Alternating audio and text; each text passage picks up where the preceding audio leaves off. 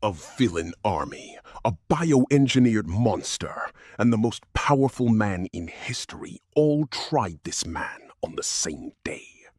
Izuku ripped every single quirk out of his body, one by one, while AFO screamed like a bitch, then turned him into ash.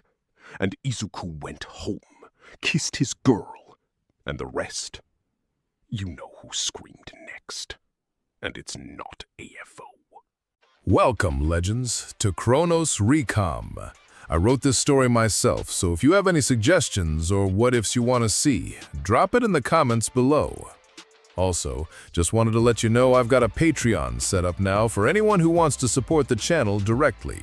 You can get early access to stories, submit direct fan requests, and get exclusive content.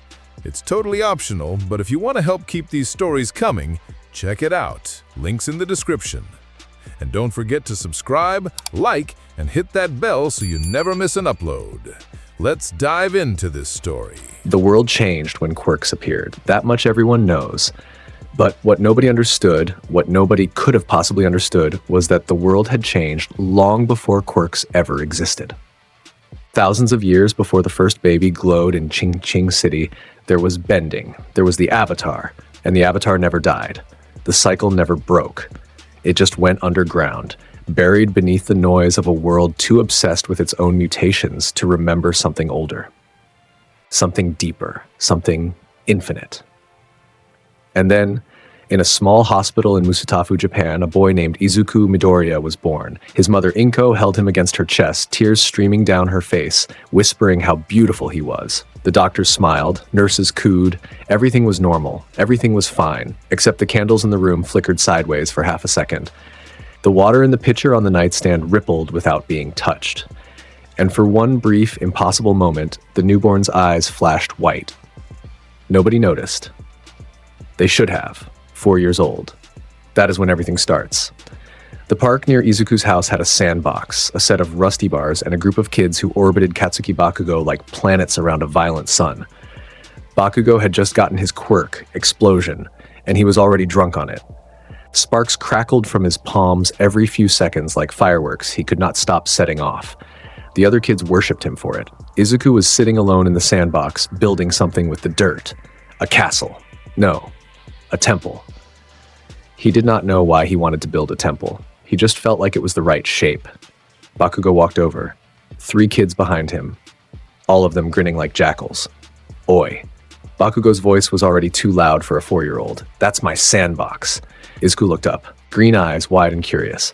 I was here first. Don't care. Bakugo raised his palm. A pop of orange sparks erupted an inch from Izuku's face. The heat kissed his cheek. Move, or I'll blow your face off. The other kids laughed. Izuku did not move. Bakugo grabbed the front of his shirt and shoved him backward. Izuku hit the sand on his back. The air left his lungs. The other kids laughed harder. Bakugo raised his hand again, palm crackling with a bigger explosion this time. Showing off. You're quirkless. You're nothing. You're... Something cracked open inside Izuku Midoriya, not his spine, not his will. Something older. The sand in the sandbox began to vibrate. A low hum filled the air, so deep it rattled teeth. Bakugo's laughter died in his throat. The other kids stepped back. One of them whimpered. Izuku's body lifted off the ground, not jumping, floating, rising like a puppet pulled by invisible strings. His head tilted back. His green eyes rolled completely white. No iris, no pupil, just blank luminous white like a sun burning behind his skull. Wind erupted. Not a gust. A vortex. A roaring cyclone of air that ripped outward from Izuku's tiny body in every direction. Sand blasted into the sky. Trees bent sideways. Bakugo was thrown backward 5 feet and hit the ground rolling. Then the fire came. Izuku thrust both hands forward. 4-year-old hands, baby fat still on the knuckles, and a torrent of blue fire exploded from his palms. Not orange, not red. Sapphire blue. The kind of blue that belongs to welding torches and dying stars. The flame hit the metal monkey bars and they did not burn. They melted. The steel turned orange, then white, then dripped like candle wax into the sand, hissing and steaming. Bakugo screamed. A real scream. A child's scream. Tears pouring down his face, snot running, his whole body shaking as he scrambled backward on his hands. The other kids were already running. The vortex lasted 4 seconds. Then Izuku's eyes faded back to green. He dropped to the ground, standing on his own 2 feet. He looked at his hands, looked at the melted monkey bars, looked at Bakugo sobbing on the ground 10 feet away. He did not cry. He did not apologize. He just understood. Something vast and ancient settled into his bones, and he understood. "I'm not Quirkless," Izuku whispered to no one. His mother came running 30 seconds later, screaming his name. She found the melted playground, found the other children gone, found her son standing in the center of it all, perfectly calm, perfectly still. "Izuku, what happened? Are you hurt?" He looked up at her, smiled. "Mom, I think I'm something different." The doctor's office visit confirmed what Inko already feared. Izuku Midoriya had the extra joint in his toe, the one that marked him as quirkless. No quirk factor in his blood. No mutation in his DNA. By every medical standard in the world, her son was powerless. But she had seen the video from the park camera. She had seen the fire. The world had no answer for Izuku Midoriya, so he found his own answers. It started with dreams. Vivid, overwhelming dreams that were not dreams at all. A man in orange robes sitting on a mountaintop, air swirling around his staff, a woman in blue furs standing on the edge of a frozen ocean, pulling tidal waves with her hands, a scarred man redirecting lightning from the sky, a girl in green metal armor tearing the earth apart with her feet. They spoke to him, not in words at first, in feelings, in movements, in knowledge that seeped into his muscles like water into sand. By age 5, Izuku could bend air. By 6, water. By 7, earth.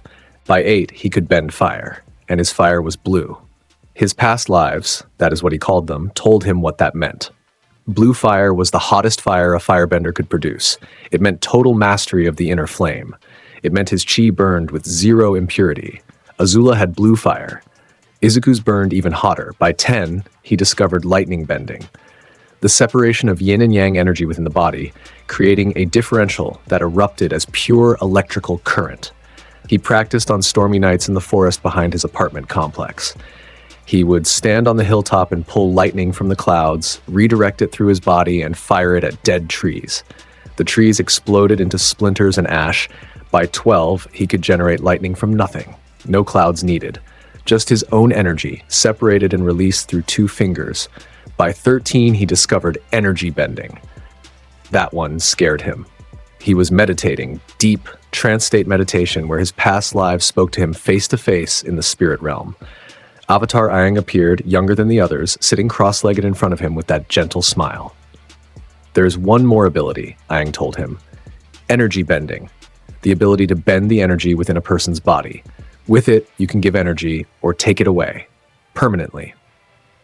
Take it away, a person's bending, or in your world, their quirk." Izuku sat with that for a long time.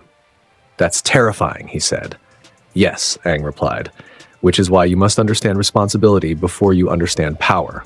But you are the Avatar, Izuku, and in your world, there are people whose powers make them into monsters. You may be the only person alive who can stop them without killing them." Izuku opened his eyes. He was 14. He had 10 years of training under his belt. He had mastered all 4 elements. He could generate lightning, breathe blue fire, move earth with a thought, and pull water from the atmosphere. He was the Avatar. And in 4 months, UA. Entrance exams would begin. Inko knew about his abilities. Of course she did. She was his mother. She had watched him practice in secret for a decade, first terrified, then awed, then proud. She did not understand what he was. No one did. But she understood that her son was special in a way the world had no category for. "You're sure about UA?" She asked him the morning he left for the exam. Izuku stood in the doorway, 15 years old, lean and sharp, his green hair wild, his jaw set. He wore a plain black t-shirt and cargo pants. No flashy costume. He did not need one. "Mom, I've been holding back my entire life. I want to see what heroes are really like." "You could get hurt." He smiled. Warm, real. The smile that reminded her he was still her son, under everything. "Nobody is going to hurt me, Mom." She believed him. The morning of the UA entrance exam was overcast, gray clouds thick across the sky. The kind of weather that made most people miserable, Izuku loved it. Storm clouds meant electrical potential, ambient energy he could pull into his body and weaponize. He walked toward the UA gates with his hands in his pockets, blue arcs of static electricity crackling between his knuckles inside the fabric. Just a trickle, just enough to stay warmed up. The other examinees were everywhere. Hundreds of them, all ages, all shapes, all terrified. He could smell the anxiety in the air like copper. Some kid with engines in his legs was doing stretches by the gate. A girl with gravity powers was muttering affirmations to herself. A blonde French kid was literally sparkling. Izuku walked through them like a shark through a school of fish. His posture was different. His energy was different. He was not here to try. He was here to announce himself. Then he felt it. A shift in the air current beside him. Someone falling. He moved on instinct. A cushion of compressed air bloomed from his left palm, catching the falling girl 3 inches before her face kissed the concrete. She floated there for half a second, suspended on a pillow of wind, then drifted upright. She was pink. Bright. Vibrant. Bubblegum pink. Pink skin, pink hair with yellow horns poking through, golden eyes wide with shock. Her name tag read, Ashido Mina. She blinked, looked down at the ground that was no longer rushing toward her face. Looked at the invisible force holding her upright, looked at the boy standing next to her with one hand extended and a smirk playing on his lips. "Watch your step, Pinky," Izuku said. "Gravity is a cruel mistress." Mina's mouth fell open, then she grinned, wide, electric, the kind of grin that could light up a stadium. "Did you just catch me with air?" "I did." "That's the coolest thing I've ever seen. What's your quirk?" "Wait, was that wind? Can you fly?" "Oh my god, can you fly?" Izuku laughed, a real laugh, surprised out of him. This girl's energy was something else entirely. Something like that. "Good luck in the exam, Pinky." "Wait, my name's Mina. Mina Ashido." "I know." He tapped her name tag without looking. "See you on the other side, Mina." He walked away. Mina stood there, heart hammering, watching him go, pink cheeks flushing a shade darker. "Oh no," she whispered to herself. "He's hot." The written exam was nothing. Izuku had spent 10 years meditating with past lives who had lived through wars, politics, philosophy, and the rise and fall of civilizations. A standardized test was trivial, then came the practical. Present Mike's voice boomed across the briefing hall, explaining the point system. 1-pointers, 2-pointers, 3-pointers, robots of increasing size and difficulty, and the 0-pointer, a massive obstacle to be avoided, worth nothing. Izuku sat in his assigned seat, arms crossed, half listening. A boy with blue hair and glasses stood up to ask a question about the 4th robot type. Some kid tried to call Izuku out for mumbling, except Izuku was not mumbling. He was perfectly silent. The kid had confused him with someone else. When the gates opened and examinees were released into their battle centers, Izuku walked in last. Everyone else sprinted. He walked. The cityscape stretched before him. Fake buildings, fake streets, all designed to be destroyed. He could hear combat already, explosions, screams, the grinding metal of robots being smashed. Izuku cracked his neck, rolled his shoulders, let blue electricity dance openly across both hands now, arcing between his fingers like a Jacob's ladder. "All right," he said, "let's see what they've got." A cluster of 1-point robots rounded the corner, 4 of them, red sensor eyes locked on him. They charged. Izuku raised 2 fingers on his right hand and pointed them at the lead robot. A bolt of golden lightning, real, honest-to-God lightning, crackling and branching, erupted from his fingertips. It punched through the first robot's chest, arced to the second, chained to the third, jumped to the 4th. All 4 detonated simultaneously, scattering shrapnel and sparks across the street. 4 points. 2 seconds. He kept walking. Around the next corner, a squadron of 2-pointers. 6 of them. They fired missiles, small, heat-seeking, fast. Izuku did not dodge. He swept his arm in a wide horizontal arc, and a wall of compressed air materialized in front of him. The missiles hit the wall and detonated harmlessly against it. The shockwave blew back his hair. He did not blink. He stomped his right foot forward. The ground erupted upward in a wave, concrete splitting and rising, catching all 6 robots in a tsunami of earth and asphalt. They were crushed flat, buried, 12 points more. 8 seconds. He heard combat from 2 streets over. Some examinees were struggling. He could feel it through the vibrations in the earth. People falling, robots advancing. He considered helping. Then he felt a bigger signature. A 3-pointer. No, 6 3-pointers converging on an intersection ahead. He rounded the corner at a sprint, using airbending to accelerate his steps until he was covering 30 feet per stride. The 6 3-pointers saw him and opened fire. Machine guns, rockets, grasping metal arms. Izuku jumped.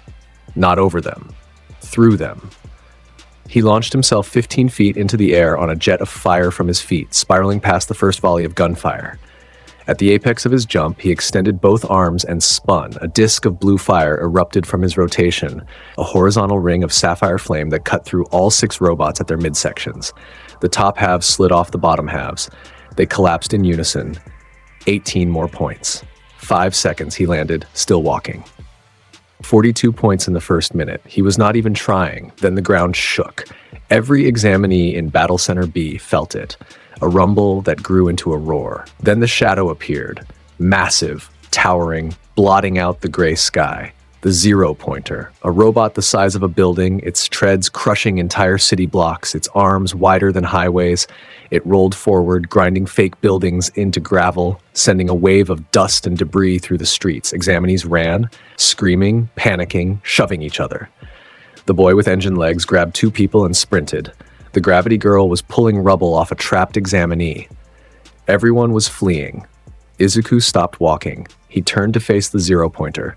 It was 400 meters away and closing fast, he sighed. Overkill, isn't it? He said to no one. A test with a puzzle that's supposed to be unsolvable. Cute. He took a breath. Deep. From his stomach. The way his past lives taught him. He felt the electricity in the storm clouds overhead. Hundreds of millions of volts. Ambient and waiting. He felt the fire in his core. He felt the air filling his lungs and the earth beneath his feet. His eyes flashed white. The avatar state. The reaction was instant. The air temperature around Izuku dropped 30 degrees in a heartbeat. A dome of pressure exploded outward from his body, cracking the asphalt in a perfect circle. His hair lifted. His feet left the ground. Every element responded at once, wind howling in a vortex around him, cracks of blue electricity crawling across his skin, the earth beneath him fracturing in geometric patterns. He rose. A pillar of blue fire erupted from beneath his feet, launching him skyward. 50 feet, 100 feet, 200, 300 feet into the air, higher than the Zero Pointer's head, higher than the clouds. Everyone below stopped running. They looked up. Mina Ashido looked up. Katsuki Bakugo. Battle Center A, streets away, felt the atmospheric pressure change and looked toward Center B. All Might, watching on monitors in the observation room, stood from his chair. Izuku hung in the sky, wreathed in all 4 elements, eyes blazing white. He extended his right arm toward the storm clouds above him. His fingers opened. The clouds answered. A natural lightning bolt, not his own might, the actual lightning stored in the thunderhead, ripped down from the heavens and into his hand. He caught it, held it, channeled it through his body, adding his own energy to it, amplifying it, compressing it into a single point of blinding white light at his fingertips. He pointed down at the Zero Pointer and fired. The bolt hit the robot dead center, punching through its head and continuing through its entire body. The robot did not explode. It split, bisected clean from skull to base, the 2 halves falling in opposite directions like a tree cut down the middle. The resulting shockwave shattered every window in a 3-block radius. The sound hit like a physical wall. A thunderclap so massive it would be heard across all 7 battle centers. The Zero Pointer collapsed in 2 pieces. Fires burned in the wreckage. Smoke rose in thick columns. Izuku descended. The fire beneath his feet faded to nothing. His eyes returned to green. He landed on the street without a sound, light as a leaf on water. He looked at the destruction, looked at the burning wreckage of the largest robot UA had ever built. Next. Silence. Every examinee in Battle Center B was frozen, staring, some with their mouths hanging open, some with tears in their eyes. One kid sat down on the ground and started laughing in disbelief. Present Mike's voice crackled over the loudspeaker, shaking, "Teat time's up! The exam is over!" It had been 4 minutes. In the observation room, the UA faculty sat in absolute silence. The screens showed Battle Center B, the bisected Zero Pointer, the burning wreckage, the boy standing in the middle of it all without a scratch. What? Midnight leaned forward, her voice barely a whisper. What the hell did we just watch? Aizawa said nothing. His eyes were locked on the screen, narrowed. All Might, in his true form, skeletal and hollow, gripped the edge of the console hard enough to bend the metal. His blue eyes were wide. His mouth was a thin line. "That child," he said slowly, "is not using a quirk. That's impossible, Snipe said. We all just saw. I know what we saw. All Might's voice was grave. But look at his registration. Look at his medical records. That boy is registered Quirkless, the extra toe joint, 0 quirk factor. Then what is he? Present Mike asked. All Might did not answer. Because for the first time in his career as the symbol of peace, he did not have one. 2 weeks later, Izuku received his acceptance letter. He did not need the hologram of All Might to tell him he passed. He already knew. But it was nice to hear it confirmed. First place, practical exam, by a margin so wide, second place was not even on the same graph. The first day at UA's Hero course, Class 1A, arrived like any first day of school. Nervous energy, new faces, the smell of fresh uniforms. Izuku arrived early, wearing his uniform like everyone else, though he had rolled the sleeves to his elbows. He sat in the back row, one ankle crossed over his knee, watching his classmates filter in. He recognized a few faces from the exam. The engine kid, Ida Tenya, was at the front, standing ramrod straight. The gravity girl, Uraraka Ochako, was chatting with someone. And then Mina walked in. She spotted him immediately. Her golden eyes locked on him like a missile finding its target. Her face split into that same electric grin from 2 weeks ago. She beelined for the desk next to his. "Green hair wind boy," she announced, dropping into the seat beside him. "I knew you'd be here. That lightning thing at the exam? I'm still having dreams about it. Good dreams." Izuku turned to her, one eyebrow raised. "Dreams, huh? Shut up. Not like that." She punched his shoulder. "Okay, maybe a little like that. You literally split a building-sized robot in half with lightning from the sky. It was a robot. I'm sure plenty of people did impressive things. Nobody did that." She leaned closer, conspiratorial. "What even are you?" Before he could answer, the door opened again. Katsuki Bakugo stormed in, hands shoved in his pockets, his face locked in its permanent snarl. His red eyes swept the room, found Izuku in the back, and narrowed into slits. They had not spoken since the park incident. 11 years of silence. But the memory was carved into Bakugo's psyche like a brand. The white eyes, the blue fire, the melted monkey bars. The moment his entire worldview shattered at 4 years old, he knew what Izuku was capable of. He had spent 11 years convincing himself it was a fluke, that Izuku was still beneath him, that he, Katsuki Bakugo, was still the strongest. He did not say anything. He sat in the front row, but his shoulders were rigid and his jaw was clenched so tight the muscles bulged. Izuku watched him sit, smirked, just barely. "Still angry, Pomeranian?" Bakugo's pen snapped in his hand. Mina choked on a laugh. "Did you just call him a Pomeranian?" "Small, loud, aggressive, blonde, thinks he's a wolf," Izuku shrugged. "If the shoe fits." Kaminari Denki, sitting nearby, heard the whole thing and dissolved into silent, shaking laughter. Serohanta was biting his fist to keep quiet. Even Kirishima Eijiro, who would later become Bakugo's closest friend, was fighting a grin. Bakugo whipped around in his seat, explosions popping from his palms. "You want to die?" Izuku met his eyes, calm, unbothered. "Not particularly, and your threat would carry more weight if I hadn't seen you crying in a sandbox." The room went dead silent. Bakugo's face went through 7 shades of red. He was a volcano preparing to erupt. The temperature in the room rose 2 degrees from his quirk, activating involuntarily. Then the door opened. A yellow sleeping bag rolled in from the hallway. A man inside it, tired, sunken eyes, scraggly hair, gray capture weapon wrapped around his neck, stood up with the kind of energy that suggested every cell in his body was asking for a nap. "You're all too loud," Aizawa Shota said. "I'm Aizawa. I'm your homeroom teacher. Life isn't fair. Put on your gym clothes and meet me outside in 5 minutes." He zipped back into his sleeping bag and shuffled toward the door. Mina leaned over to Izuku. "Did our teacher just show up in a sleeping bag?" "Welcome to Hero School, Pinky." The quirk apprehension test. That was what Aizawa called it. 8 physical tests. Ball throw, standing long jump, 50-meter dash, grip strength, side steps, upper body strength, seated toe touch, endurance run. Standard measurements, except Aizawa dropped the real bomb 30 seconds in. Last place gets expelled. Panic rippled through the class. Uraraka gasped. Ida stiffened. Mineta looked like he might faint. Even Todoroki's eyes flickered with surprise. Izuku was amused. "Harsh start." "This isn't a game," Aizawa said, turning his bloodshot eyes on him. "If you don't have what it takes, there's no point in being here." "Fair enough." Izuku rolled his shoulders. "Let's go then." The tests began. Izuku breezed through the first few 50-meter dash in 1.2 seconds using air propulsion, grip strength so high the machine shorted out when he compressed the air inside it, side steps that were barely visible to the eye because he was using wind currents to vibrate between positions. But the real moment came at the ball throw. Aizawa handed him the softball. Throw it. Use your ability, however you choose. Izuku tossed the ball in his hand, feeling its weight. Then he set his feet in a wide martial arts stance. Front foot forward, back leg anchored, torso turned sideways. He held the ball in his right hand, extended behind him. He took a breath. Then Aizawa activated his quirk, Erasure. The man's hair floated up, his eyes burned red, and the invisible force of his ability reached out toward Izuku, searching for a quirk factor to suppress, a genetic mutation to lock, an emitter to shut down. It found nothing. Aizawa blinked.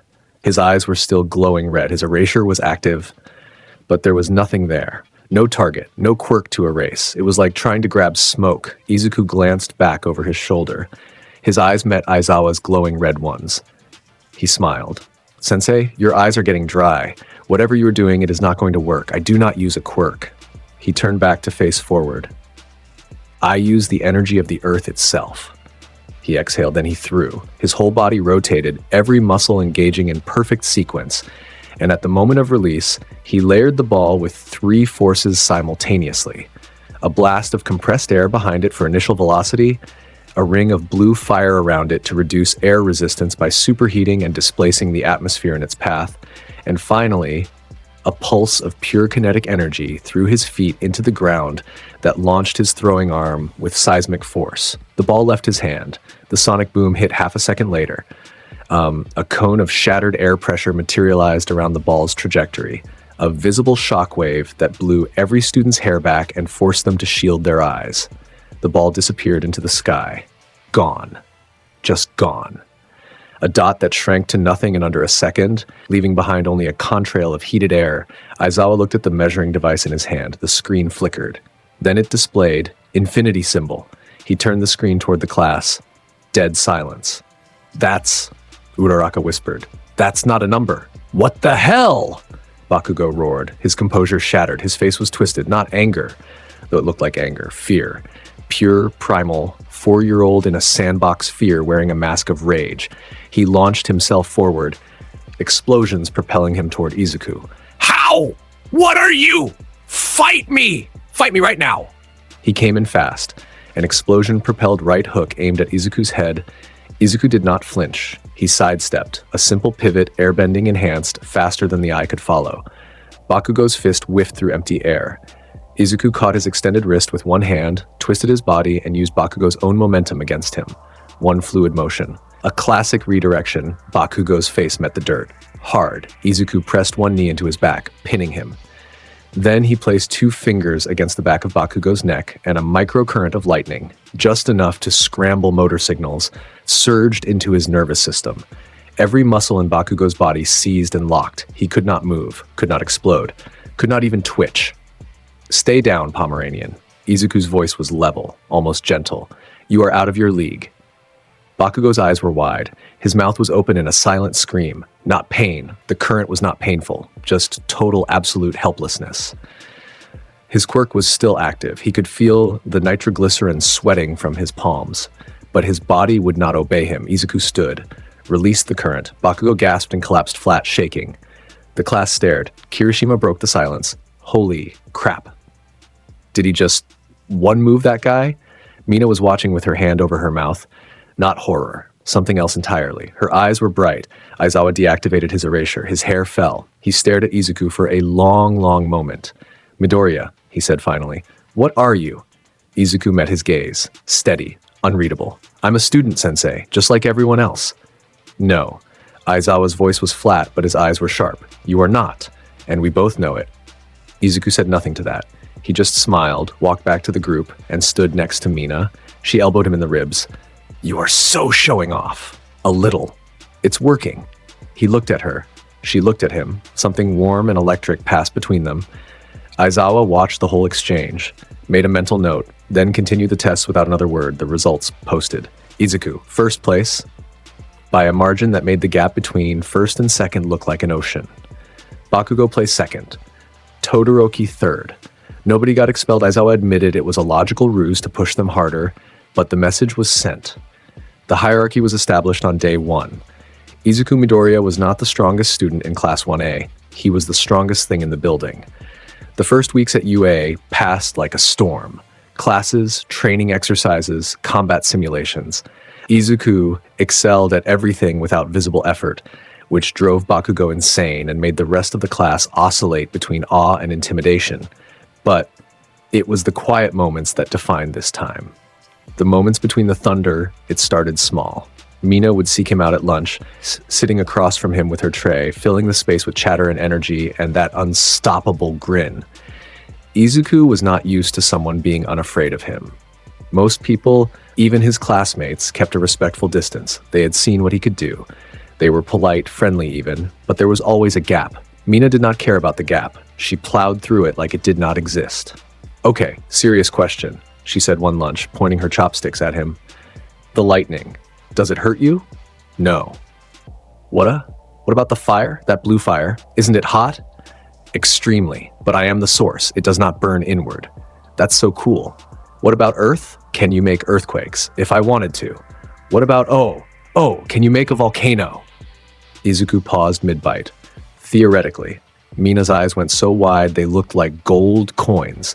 "You're telling me you could make a volcano and you're sitting here eating rice?" He laughed. That warm, surprised laugh that only she seemed to pull out of him. "What would you like me to do, Mina? Erupt in the cafeteria?" "Yes, obviously. That would be the greatest thing ever." "They would expel me." "Worth it." He shook his head, still smiling, and across the table, Mina felt her heart do that thing again. That fluttery, stupid thing that happened every time he looked at her like she was the most interesting person in the room. They trained together after classes. It started as Mina asking for tips. Her acid control was good but inconsistent. She could produce it easily, adjust its viscosity and corrosiveness, but her aim was wild. She sprayed when she should have streamed. She splashed when she should have lasered. One afternoon, she was particularly frustrated. They were alone in Training Ground Beta, the cityscape replica where students could practice freely. Mina was trying to hit a series of targets at 30 meters, and every shot was going wide. Her acid splashed back from a ricochet and caught her own forearm, sizzling against her skin. She had partial resistance, but it still stung. She hissed, clutching her arm. "Damn it, every time!" Izuku was leaning against a wall 15 feet away, watching. He pushed off the wall and walked toward her. "Your stance is wrong." "My stance is fine." "Your stance is wide when it should be narrow. You are trying to throw acid like a baseball. That is brute force." He stopped behind her. "Acid is a liquid. It responds to flow. You need to treat it like water, not like a projectile." Mina looked over her shoulder at him. Her frustration was still there, but curiosity was winning. "Show me." Izuku stepped up beside her. He placed his hands over hers, gently adjusting her fingers, turning her wrists slightly inward. His palms were warm. She noticed that immediately. Always warm, like his internal temperature ran higher than a normal person's. "Narrow your base." He tapped her ankle with his foot, and she brought her feet closer together. "Good. Now, acid, like fire, is alive. Breathe from your stomach. Let it flow like a river. Not a throw. A stream." Mina took a breath. A real one. From her stomach, the way he said. She felt his hands still on hers, steadying, guiding. She matched his breathing rhythm without thinking about it. She exhaled. She fired a perfect, concentrated stream of acid, tight as a laser, accurate as a bullet, lanced from her palm and hit the target dead center. The metal dissolved in 2 seconds flat. Clean. Perfect. She stared at the smoking target. Then she turned to Izuku. Her heart was hammering so loud she was certain he could hear it. Her eyes were wide, shining. He smiled, reached up and wiped a smudge of soot from her cheek with his thumb. "You are a natural, Mina. I have got your back." The moment hung. The air between them was charged with something that had nothing to do with bending. Mina's lips parted slightly. Her breath caught. Then she punched him in the shoulder. Hard. "You can't just say stuff like that with your stupid, handsome face." Izuku rubbed his shoulder, grinning. "Ow. That's what you get for being smooth." She turned away, flustered, pink skin flushing darker pink. "God, you're the worst. You're welcome for the lesson. Shut up. But she was smiling. Smiling so hard her face hurt. And when she glanced back at him, he was watching her with something soft in his green eyes. Something real. They were not dating yet, not officially. But everyone in Class 1A could see it coming from a mile away. Kirishima nudged Bakugo at lunch one day, grinning. Hey man, look at Ashido and Midoriya. You think they're... I don't care about that bastard's love life. Bakugo slammed his tray so hard his food bounced. Kirishima raised his hands in surrender. Okay, just saying, they're cute together. Kaminari leaned over from the next table. Dude, Ashido literally giggles every time he walks into a room. It's adorable. Bakugo stood up and left the cafeteria. Across the city, in a dark alley smelling of rust and rot, something entirely different was happening. Himiko Toga, 16 years old, blood-stained knife in hand, blonde hair in twin buns, and madness dancing in her amber eyes, was watching a screen. A phone screen. Cracked, held together with tape and dried blood. On it, a news report about the UA entrance exam, shaky footage from a bystander who had been near Battle Center B, footage of a pillar of blue fire rising into the sky, footage of a lightning bolt splitting the heavens, footage of a green-haired boy descending from the clouds like a god. Toga bit her lip, hard enough to bleed. She tasted copper and smiled. Oh, she whispered. Oh, you're beautiful. She rewound the video, watched it again, paused on the frame where his eyes were white, where the elements swirled around him, where he looked like the end of the world, given a face. My dragon. She pressed the phone screen to her chest, leaving a bloody fingerprint on the glass. My beautiful burning dragon. She had been watching him for weeks now, following the news from UA, gathering every crumb of information. She knew his name, Izuku Midoriya. She knew his class. She knew the route he walked to school. On her left forearm, carved in neat, shallow lines that had healed into scars, was his name. Izuku. 5 characters. 5 cuts. 5 love letters written in blood. I don't just want your blood, she told the phone screen, pressing her lips to his frozen image. I want everything. I want your fire inside me. I want to burn with you. I want you to look at me with those white eyes and choose me. Her knife caught the light. She giggled, high, light, the sound of a bird singing. Soon, my dragon. Soon I'll find you, and you'll see. You'll see that we belong together. She licked the blood from her lip and smiled at the darkness. Let us be clear about Himiko Toga. She was not a villain who could be reasoned with. She was not operating on logic or strategy. She was pure, distilled obsession, given legs and a knife.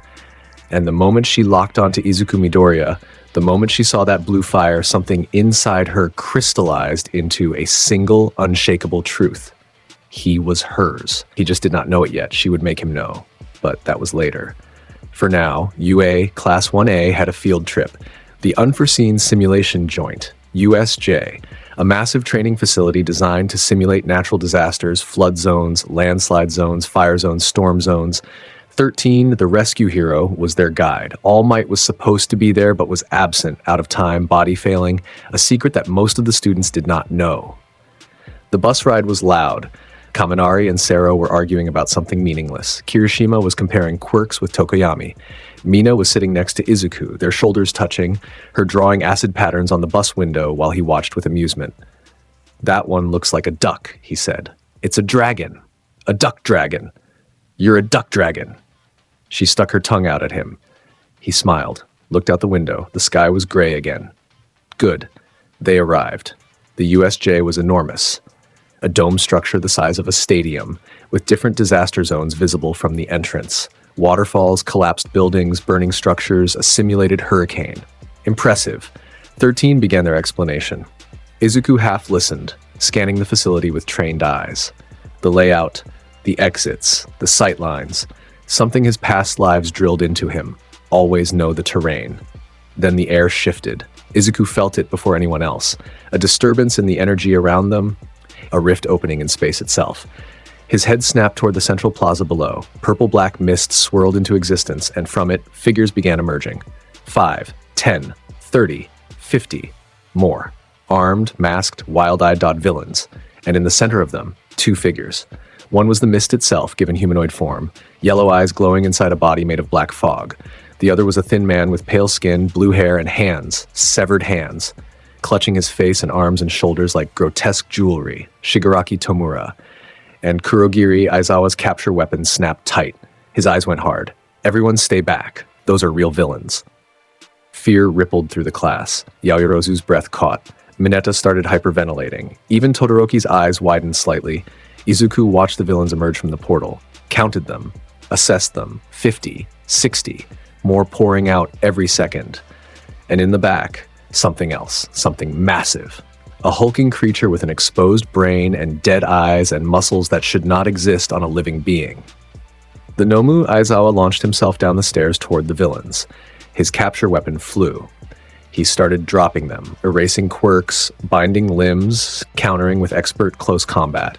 He was good, one of the best underground heroes alive. But there were too many. Kurogiri appeared at the top of the stairs in front of the students. His body expanded, a wall of black mist rising to swallow them. I apologize for the inconvenience, children. Please, allow me to scatter you. The mist rushed forward, students screamed. The darkness enveloped them. Izuku felt classmates being teleported, torn from the group and deposited across the facility. He could feel it through the air currents. Bodies displaced. Landing zones across all the disaster zones. He planted his feet, pushed Mina behind him with one arm, took a breath, then he punched the air. A horizontal column of compressed wind exploded from his fist, a battering ram of atmosphere that tore through Kurogiri's mist body, scattering his fog form backward and disrupting the teleportation field around them. Several students who had been halfway swallowed were thrown back to safety. Ida, Uraraka, Sero Kurogiri reformed, his yellow eyes narrowing. Interesting. You dispersed my body with wind alone. Izuku stepped forward. His expression had changed. Gone was the warmth. Gone was the easy humor. What remained was something ancient and absolute. His green eyes burned with focus. Blue electricity crackled across his knuckles. He looked back at Mina, gave her a goofy thumbs up and a grin. Stay here, Pinky. I got this. Then he turned back to the villains below. His face went flat. His jaw set. You guys interrupted my field trip.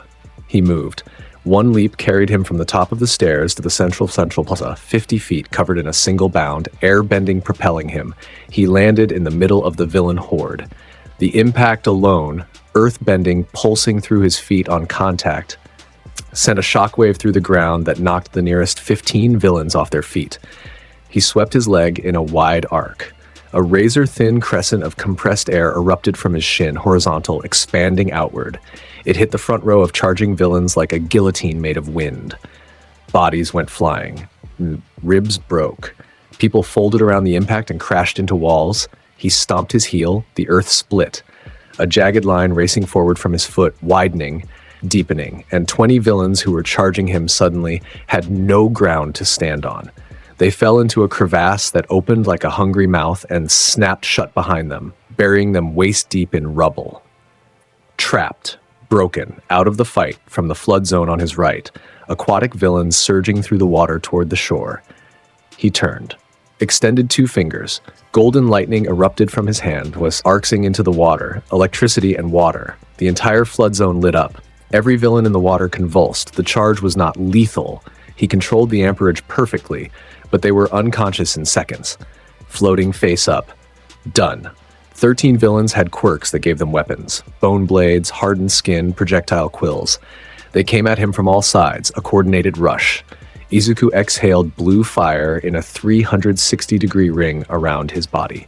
A wall of sapphire flame that erupted from his mouth and hands simultaneously, creating a dome of heat so intense the attackers could not get within 10 feet. Their bone weapons melted. Their hardened skin blistered. They fell back screaming. In the first 30 seconds, Izuku had neutralized 40 villains. Up on the stairs, the remaining students watched. Their mouths were open, their eyes were wide. Yaoyorozu whispered, he's taking them all on alone. That's insane, Kaminari breathed. That's actually insane. Kirishima's fists were clenched, his eyes shining. That's what a real hero looks like. Bakugo said nothing. His hands were shaking. Not fear. Not exactly. Something worse. The realization that no matter how hard he trained, no matter how loud he screamed, no matter how many explosions he set off, he would never, ever close this gap. Mina watched Izuku move through the villains like a storm through a wheat field.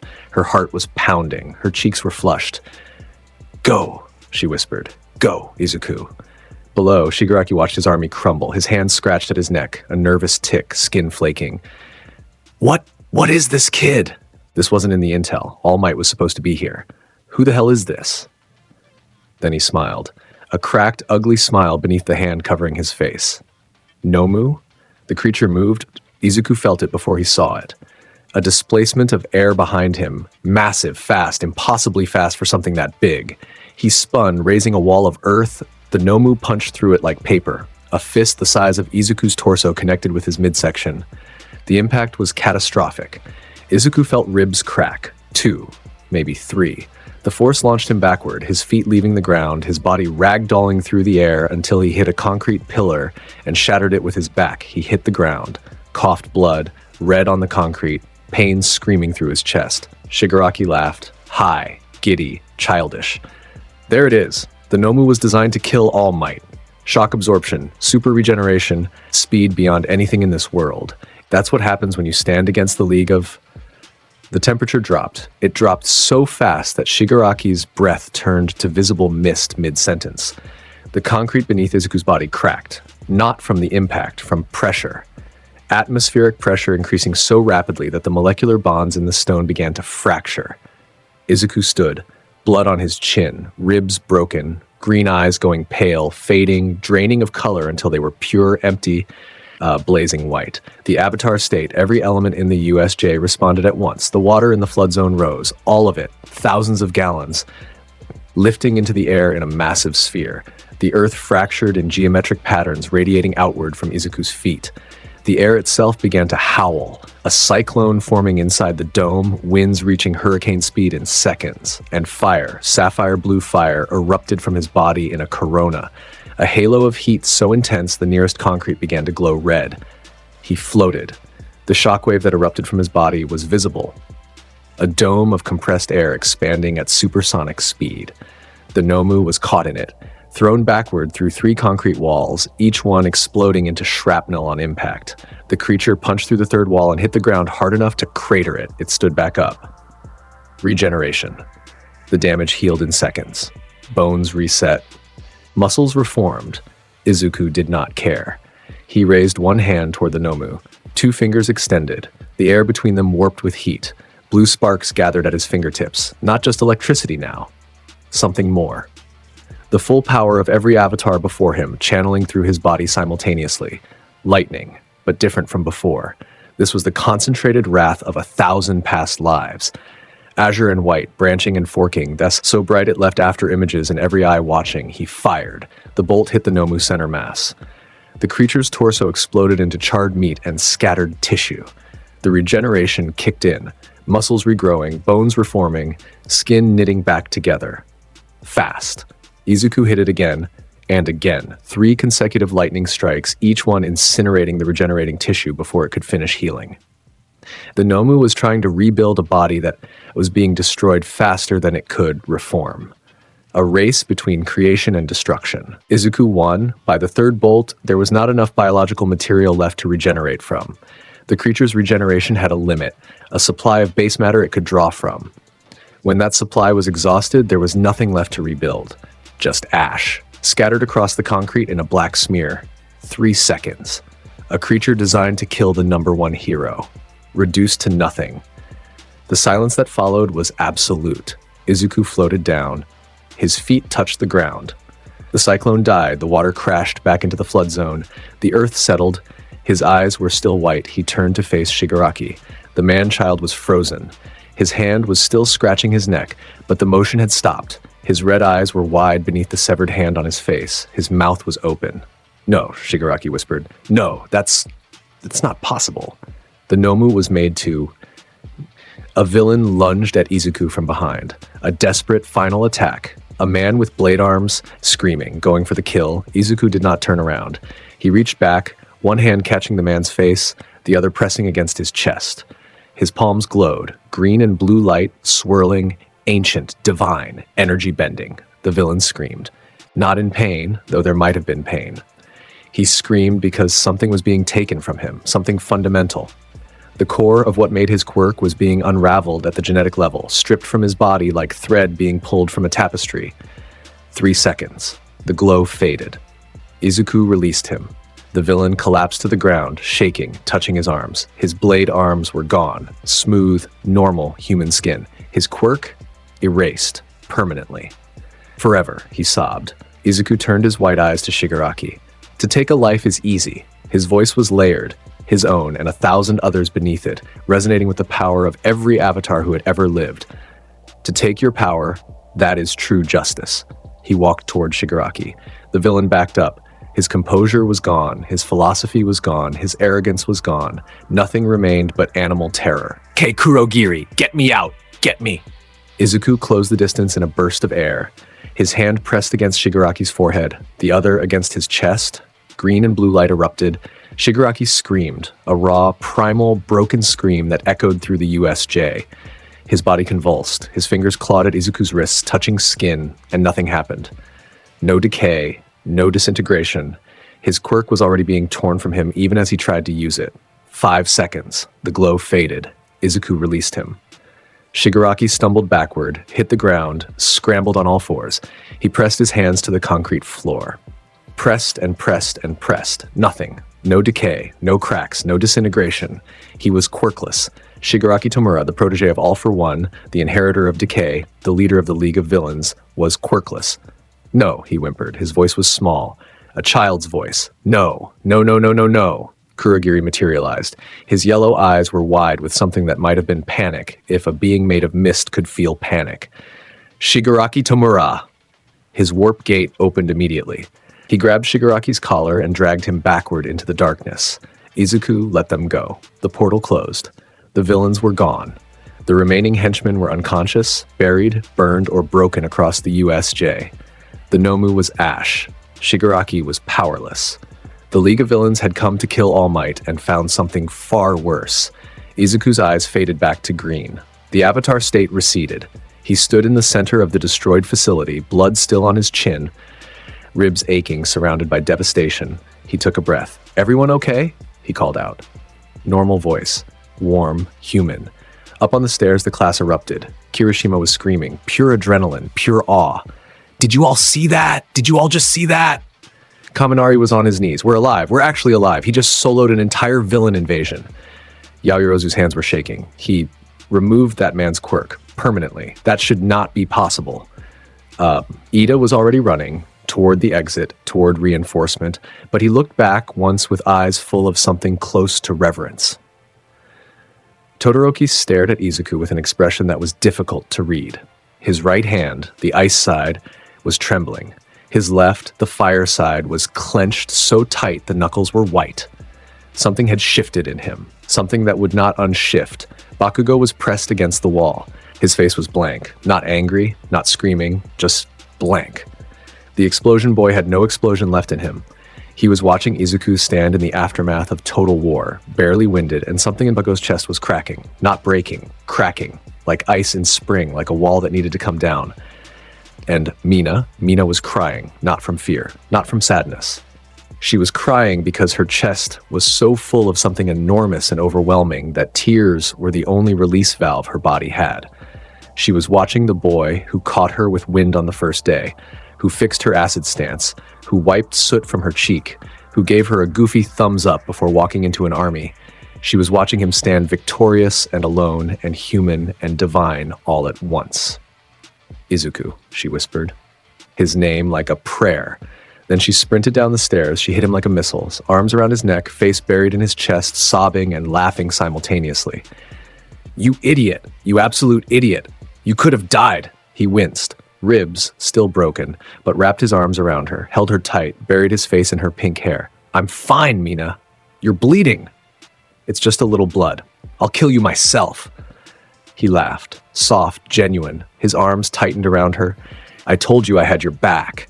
She pulled away just enough to look at his face. Tears on her pink cheeks, gold eyes blazing. "You have to promise me. Promise me you won't scare me like that again." "I can't promise that. Then promise you'll always come back." He looked at her, green eyes meeting gold, blood on his chin, fire in his soul, and this bright, fierce, incredible girl in his arms demanding he survive. "Yeah," he said softly, "I promise." She kissed him, right there, in the middle of the destroyed USJ, surrounded by unconscious villains and shattered concrete and the ash of a dead Nomu. She grabbed his face with both hands and kissed him like the world might end if she did not. Izuku kissed her back. The class, watching from the stairs and across the facility, had varying reactions. Kirishima fist-pumped. "Finally!" Kaminari wolf whistled so loud it echoed. Sero held up a phone. "I'm filming this. This is going on the class group chat." Tokoyami nodded approvingly. Poetic. Mineta wept bitter tears of jealousy, and Bakugo, still against the wall, still blank-faced, let out a breath he did not know he was holding. Something shifted in his expression. Not acceptance. Not yet, but the beginning of it. The pro-heroes arrived minutes later. All Might, in his true form, appearing at the entrance with fear in his sunken eyes that evaporated into stunned silence when he took in the scene. Every villain defeated, the Nomu gone, his students alive, a boy standing in the center of it all with a pink girl in his arms. Young Midoriya, All Might breathed. What are you?" The question echoed. "What are you? What are you?" Izuku met the symbol of peace's eyes over Mina's shoulder, and he smiled. "I'm the Avatar." Nobody knew what that meant. Not yet. But they would. In the days after USJ, everything changed. The media swarmed. News reports about the villain attack aired nonstop, but details were classified. UA locked down information tight. No names, no footage, no specifics about which student had single-handedly dismantled the invasion. But rumors spread, they always do, a first year, green hair, lightning, fire, a creature that regenerates, turned to ash, a villain's quirk, stripped permanently. Forums exploded, underground hero networks buzzed. Even the Hero Public Safety Commission sent discreet inquiries. Izuku did not care about any of it. His ribs healed in 2 days. A benefit of the Avatar state. When it faded, residual spiritual energy accelerated his natural recovery. Not instant healing, he was not invulnerable, but he was resilient in ways that exceeded human norms. He spent those 2 days at home. Mina texted him constantly. "Are you okay?"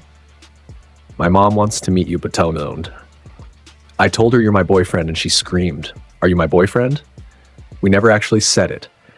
"Wait, did I just ask you to be my boyfriend over text?" "Pretend you didn't read that." He smiled at his phone, typed yes, and yes, and tell your mom I like spicy food. "Oh my God. Okay. Okay now. I'm gonna be normal about this, I swear." Image screenshot of their conversation sent to the class group chat with the caption, "Official." "Okay, I lied, am not being normal about it." He laughed out loud in his room. His mom poked her head in, eyes questioning. He just shook his head, still grinning. "It's nothing, Mom. Is that the pink girl?" "Her name is Mina." Inko smiled, that knowing mother smile. "Bring her over for dinner." "Already working on it." When Izuku returned to school, the atmosphere was different. The class looked at him differently now. Not just respect, something deeper. They had watched him walk into hell and win. They had watched him protect them all. The distance that existed before was still there, but it was colored with something warmer now. Trust. Maybe even love. In the way soldiers love the person who keeps them alive. Aizawa pulled him aside after homeroom into the empty hallway. Door closed. "Midoriya." "Sensei." Aizawa studied him, those tired, bloodshot eyes seeing everything. "What you did at the USJ, the quirk removal. Explain it." Izuku considered his words. "I can bend the energy inside a person's body, strip it away permanently. Their quirk factor is destroyed at the genetic level. Can you give quirks as well?" "In theory, I have never tried." "And the elements, the fire, wind, earth, water, all 4. "Yes." Aizawa was quiet for a long moment. "Then the government is going to find out about you eventually. When they do, they will want to control you, or use you, or contain you." "I know." "And?" Izuku met his teacher's eyes. Steady, unafraid. "Sensei, with all respect, nobody is going to contain me. I'm here because I want to be here. I'm a hero student because I choose to be. The moment I stop choosing, there's nothing on this earth that can keep me anywhere." Aizawa stared at him for a long, long beat. Then he sighed, rubbed his eyes. "You're going to give me gray hair." "You already have gray hair, Sensei." "Get out of my hallway." Izuku smirked and walked away. Aizawa watched him go, made a mental note to start drinking more. The sports festival approached like a freight train. 2 weeks of preparation, increased training, tension rising across all 3 hero course classes. This was the biggest event of the year. Broadcast nationally, watched by millions, a chance for students to catch the eye of pro-hero agencies. Izuku trained, but not harder. He did not need to. He had spent 10 years mastering abilities that nobody in this school could match. His preparation was mental, learning his classmates, studying their quirks, their fighting styles, their weaknesses, not because he feared losing, because he respected the arena. His past lives had competed in tournaments before. Hundreds of them.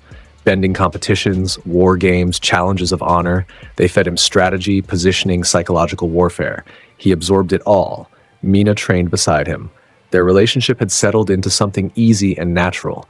They sparred together, ate together, walked home together. She was improving rapidly under his guidance, her acid control sharpening into something genuinely dangerous. "You know," she said one afternoon, firing a stream of acid that cut a training dummy clean in half. "If we end up fighting each other in the tournament, you will give me everything you have," Izuku said, "and I will respect you by not holding back more than necessary." She grinned, sharp, competitive. "You think you'd need to hold back against me?"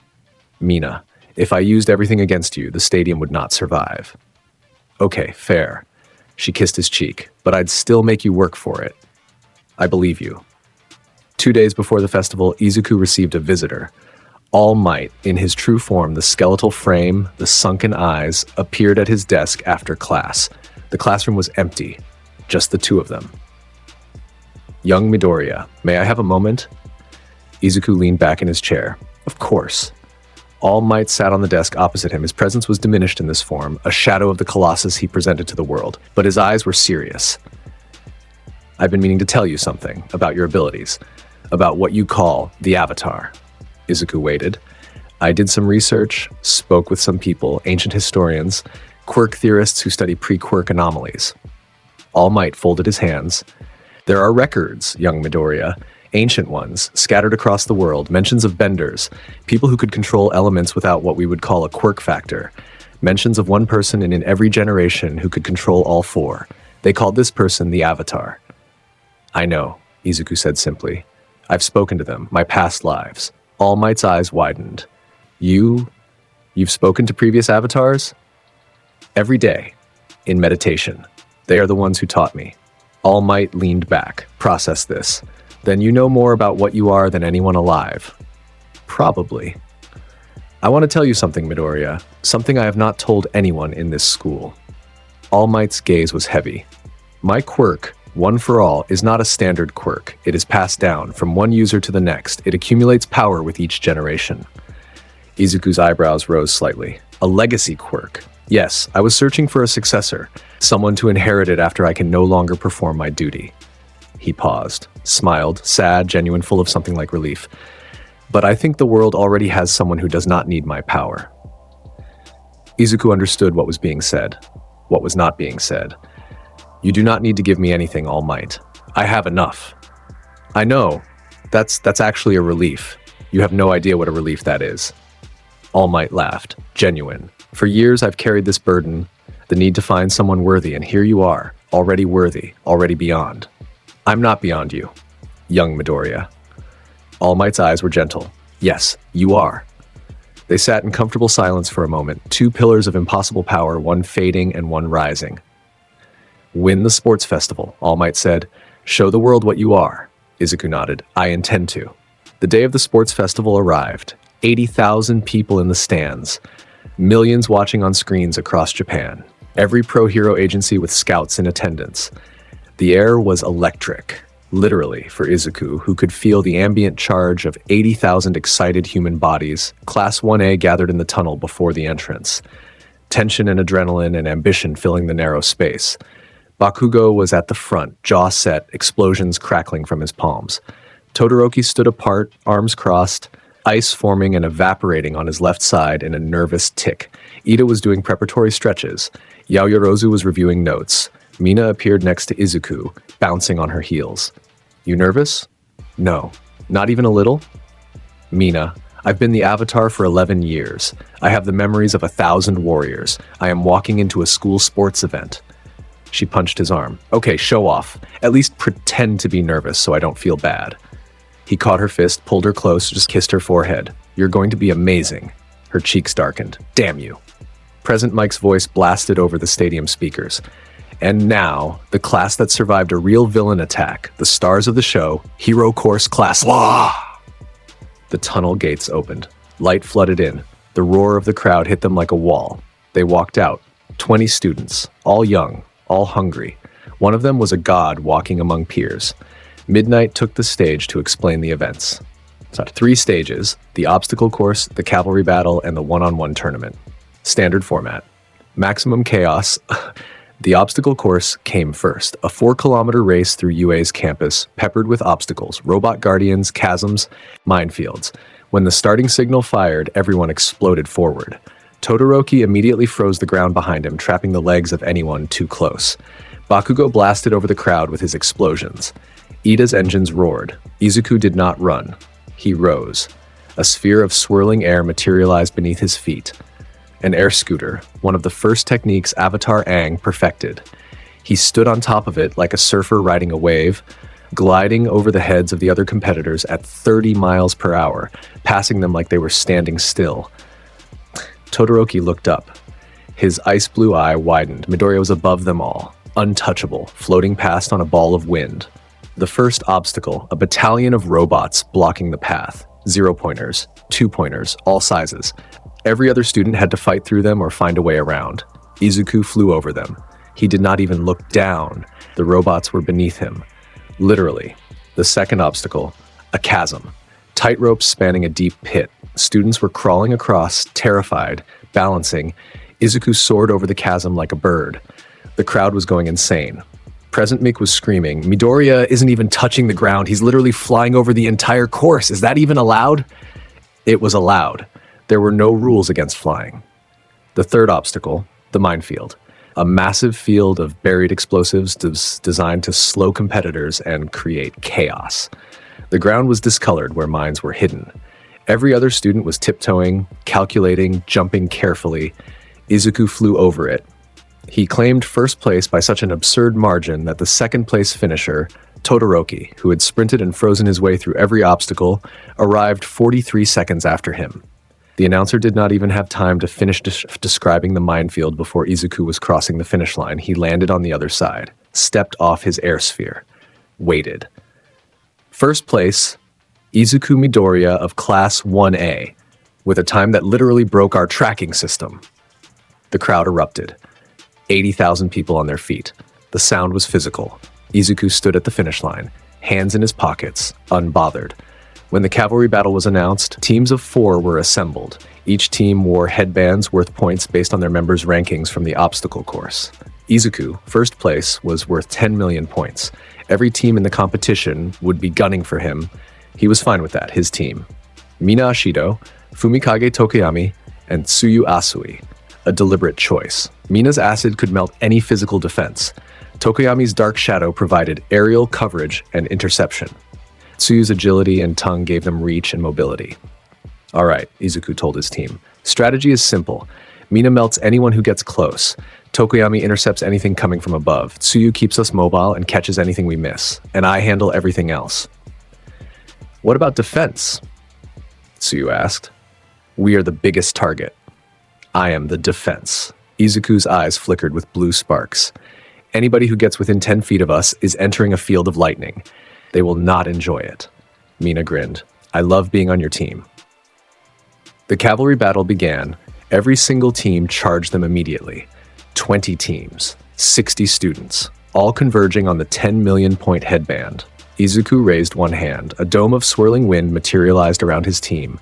A protective barrier of high-speed air that deflected projectile attacks, sent lightweight opponents flying, and created a buffer zone that made approach nearly impossible. Bakugo's team hit first. Explosive approach. Bakugo himself launching like a missile toward the headband. He broke through the wind barrier with raw force, reaching. Mina's acid hit his hand. A splat of low corrosion acid that did not injure but made his grip useless, the sizzling liquid coating his fingers so they could not hold anything. He grabbed at the headband and his hand slid right off. Nice try, Bakugo. Mina laughed. He did not finish. Dark Shadow erupted from behind Izuku and slammed into Bakugo's team, throwing them backward. Todoroki's team approached from the left, an ice wave rushing toward them. Izuku exhaled, a short, concentrated breath of blue fire that vaporized the ice wall instantly. Steam erupted, creating a cloud of cover. Tsuyu's tongue lashed out from the steam and snagged a headband from Todoroki's team, a secondary target, bonus points. The cavalry battle lasted 15 minutes. Every team attacked them. None succeeded. Izuku's Dome of Wind, Mina's Acid, Tokoyami's Shadow, and Tsuyu's Precision created a defense so airtight that by the end of the event, they still held the 10 million points, plus 3 stolen headbands from other teams. First place. Again, then came the tournament. The bracket was randomized. 16 students, one-on-one combat, single elimination. The matchups appeared on the stadium screen. Izuku's first opponent, Hitoshi Shinso. The general studies kid with a brainwashing quirk. Respond to his words and he takes control of your mind. Izuku knew this because his classmates talked, and because his senses were sharp enough to read the subtle changes in air current that accompanied quirk activation. They faced each other in the ring. Shinso had bags under his eyes. He looked tired, bitter, hungry. "Hey," he said. "Must be nice, having a flashy power. Some of us got stuck with quirks that make people avoid us." Izuku looked at him, really looked, saw the pain, the frustration, the years of being told his quirk was villainous. He said nothing. Shinso's eye twitched. "What, too good to talk to me? Is that it? Think you're above?" Izuku moved. A step, 2 steps, 3, closing the distance before Shinso could blink.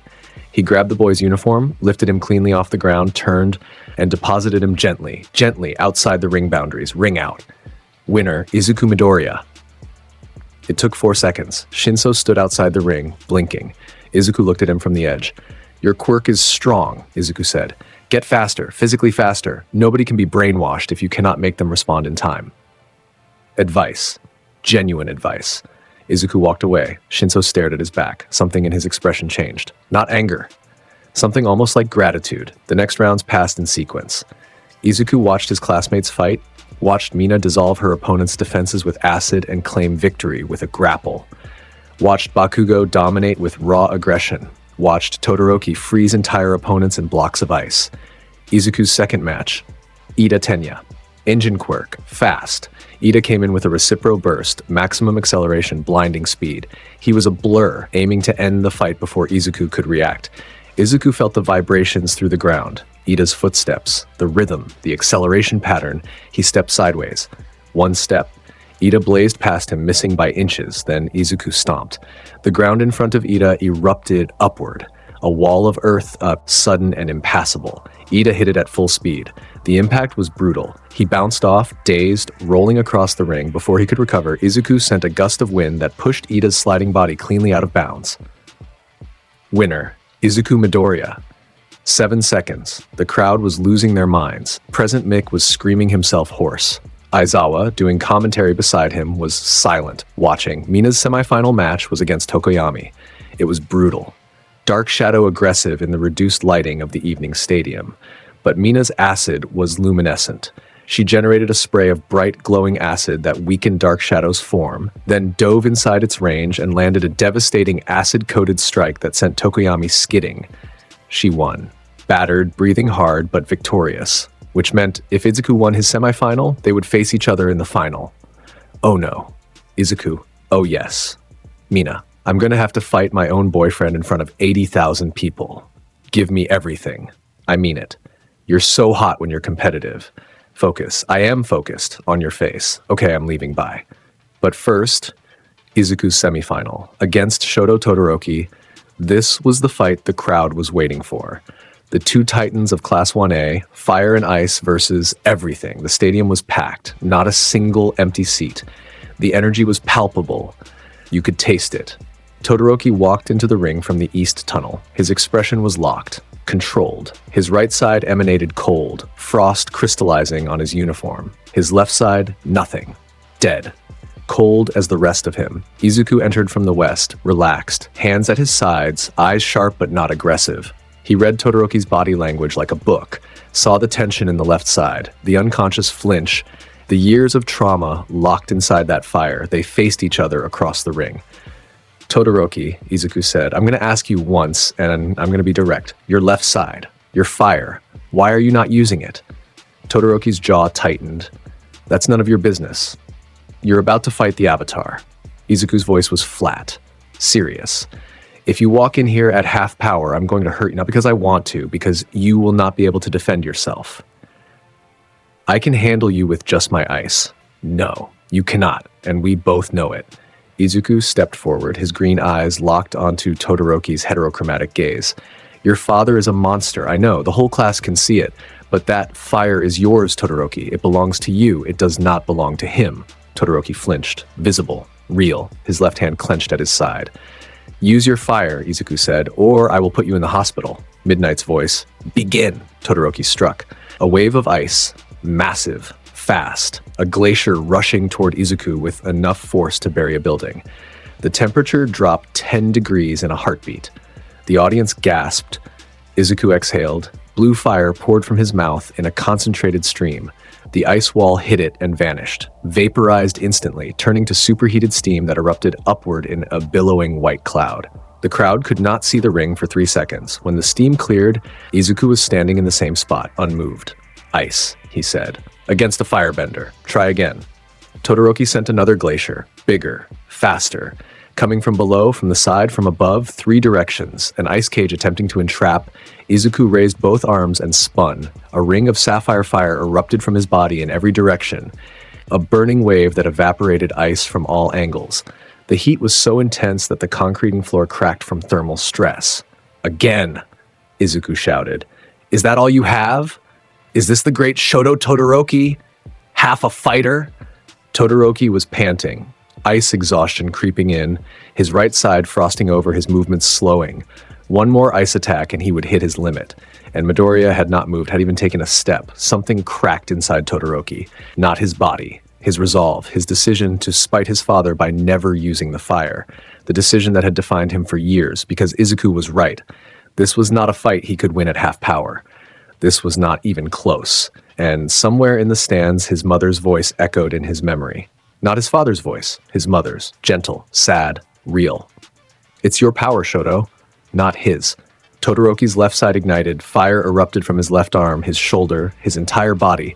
Red-orange flames roaring to life, melting the frost on his right side, balancing his temperature, restoring his full power. The heat washed over the stadium. The crowd erupted into screams. "Todoroki ignites his left side," Present Mike bellowed, "for the first time ever in competition. This is historic." Todoroki raised both hands, ice from the right, fire from the left. The full extent of his power unleashed for the first time, he roared, "I'll burn you to ashes." The fire came, a massive wave of crimson flame, hot and furious, backed by years of suppressed power. Combined with a simultaneous ice attack from below, creating a pincer of opposing elements, Izuku smiled. Wide, fierce, real. Finally, his eyes went white, the avatar state. The temperature in the stadium went haywire. People in the front rows felt wind slam them backward into their seats. The sky above darkened, clouds gathering, drawn by the atmospheric disruption. The air itself hummed with energy. Izuku raised one hand toward Todoroki's fire blast. The flames reached him and stopped. Curved, bent.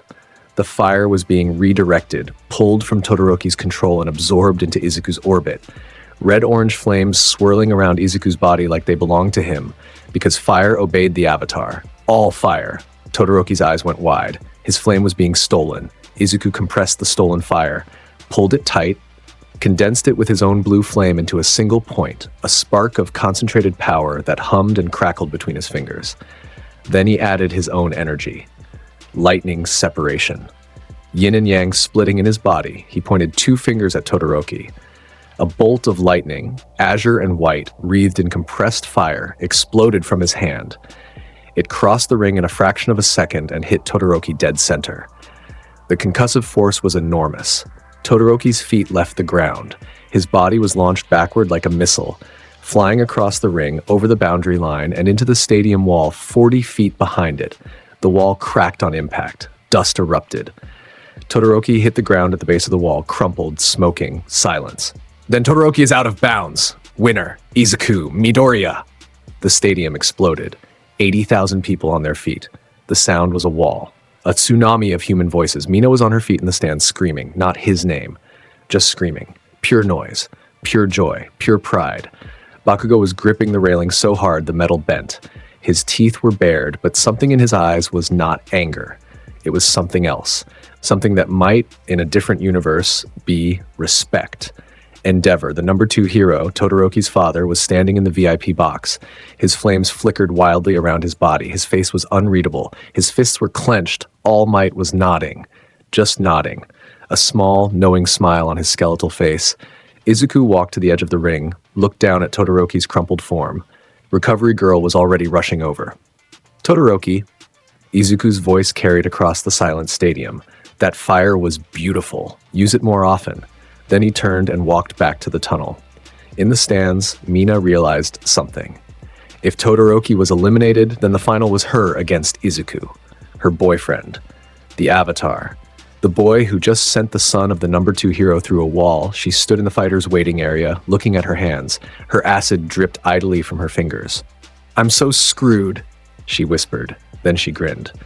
"But I'm going down swinging." The final match, Mina Ashido versus Izuku Midoriya. The crowd was buzzing. The rumors had already spread. They were dating. The cameras loved it. Present Mike was milking it. A lover's quarrel in the finals. The Acid Queen versus the Avatar. This is better than anything I could have scripted. They entered from opposite tunnels. Mina in her gym uniform, horns shining, golden eyes fierce. Izuku opposite, hands loose at his sides, a small smile playing on his lips. They met in the center of the ring. Close enough to touch. "Hi," Mina said.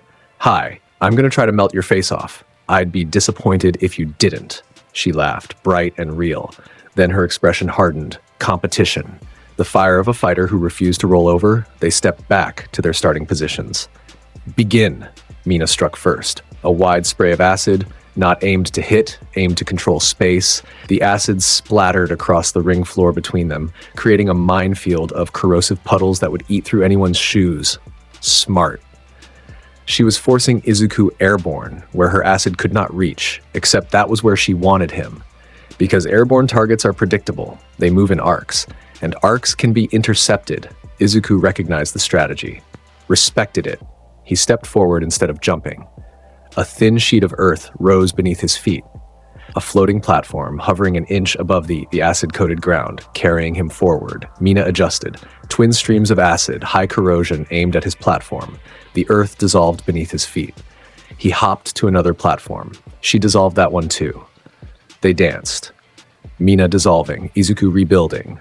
Closing distance. She switched tactics. Shot a concentrated beam directly at him. Her best stream, tight and accurate. The technique he had taught her, he deflected it with a gust of wind. The acid splattered harmlessly aside. "Good," he said. "Your form is perfect." "Stop coaching me during our fight!" She fired again, 3 rapid streams from different angles he wove between them, air-bending enhanced reflexes, his body flowing like water between the acid jets. He was close now. 5 feet. Mina went all out. She coated her hands in a thick layer of low pH acid and charged. Close combat. Her strategy, get inside his range where bending wide attacks was dangerous for both of them. Force him to fight hand-to-hand against acid-coated fists. It was the right strategy. Against almost anyone else, it might have worked. Izuku met her in close range. He matched her rhythm. His hands moved with precise martial arts form, redirecting her acid-coated strikes away from his body, using her momentum against her, never letting her corrosive hands make contact. They exchanged blows for 12 seconds, a beautiful, fast, furious dance of acid and wind. Mina was good, genuinely good. Her combat training showed. Her instincts were sharp, but Izuku was the Avatar. He caught her right wrist on a redirected strike. Used air pressure to blast the acid from her left hand before it could touch him, swept her ankle with his foot. She went down, and he caught her. One arm behind her back, the other holding her wrist, dipping her like the end of a dance. They were face to face, inches apart, his green eyes, her gold ones, both breathing hard. "Yield?" he said softly. She could have fought, could have squirmed, generated acid, tried to break free, but his hold was absolute. His body was positioned perfectly. No angle for escape, no leverage for counterattack. It was over and they both knew it. She sighed, smiled. "Yield." He pulled her upright, released her wrist. then kissed her forehead right there in front of 80,000 people and every camera in Japan. Winner, Izuku Midoriya, the first-year sports festival champion. The crowd went ballistic. Standing ovation. Confetti. Present Mike's voice cracking from the sheer volume of his screaming. Mina turned to the cameras and threw up a peace sign, grinning huge. I lost to the strongest person alive. That's basically second place in the universe. The audience loved her. The internet loved her. Within an hour, clips of the fight and the forehead kiss would be trending across every social media platform in Japan. And in a dark room, somewhere in the bowels of the city, Himiko Toga watched the footage on her cracked phone.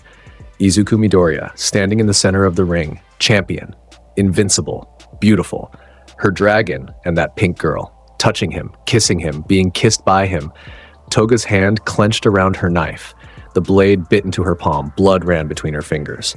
"That's not fair," she whispered. Her voice was sweet, light, completely unhinged. "That should be me. I should be the one he holds. I should be the one he kisses." She licked the blood from her palm, smiled, wide, too wide. Don't worry, my dragon. I'm coming for you. I'll take her place. I'll wear her face if I have to." She pressed her bloody palm to the phone screen over Mina's image. "I'll be so much better than her, I promise." Her giggle echoed in the dark room, high and light and broken. Soon. The medal ceremony was short. Izuku stood on the first place podium, gold medal around his neck, expression neutral. Mina stood on second, silver, grinning and waving at the cameras. Bakugo, who had beaten Tokoyami for third, stood with his medal between his teeth, refusing to have it placed normally. All Might presented the medals, in his hero form, muscular, smiling, the symbol of peace in all his glory. When he draped the gold around Izuku's neck, he leaned close. "The world is watching, young Midoriya. They see you now." "Good," Izuku said. "Let them." All Might stepped back, looked at this boy, 15 years old, carrying the soul of 1,000 lifetimes, eyes older than his face. The future, not the future symbol of peace, something else, something new, something the world had never seen before and was not ready for, the Avatar. That night, Izuku walked Mina home. The streets were quiet, the festival was over. The city was dark and peaceful. Mina leaned into his shoulder as they walked, her fingers intertwined with his. Her horns caught the streetlight. "Today was insane," she said. "Today was fun." "Fun? You fought like 3 people and didn't even break a sweat." I sweated a little.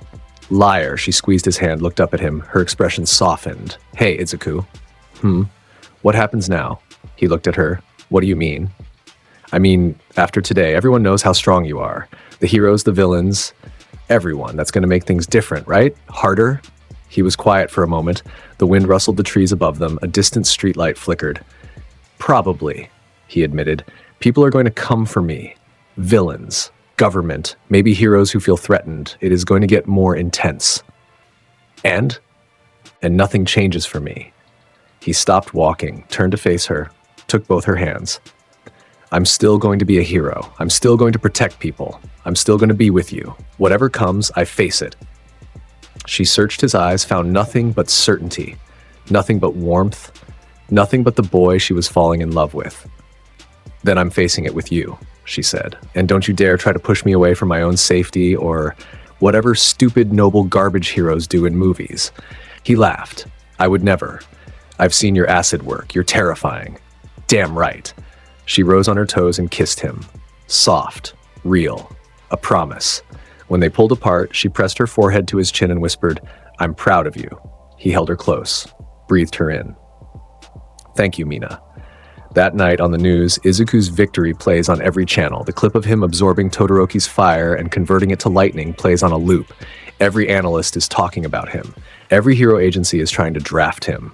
The Hero Public Safety Commission has scheduled an emergency meeting for the following morning. Izuku is at home. He is at the kitchen table. He is eating katsudon with his mother. Inko reaches across the table. She squeezes his hand. "Are you okay, baby?" "Yeah, Mom." "You looked sad after the fight. I saw it." "I made him use his fire. I am proud of him." "I am sad for him."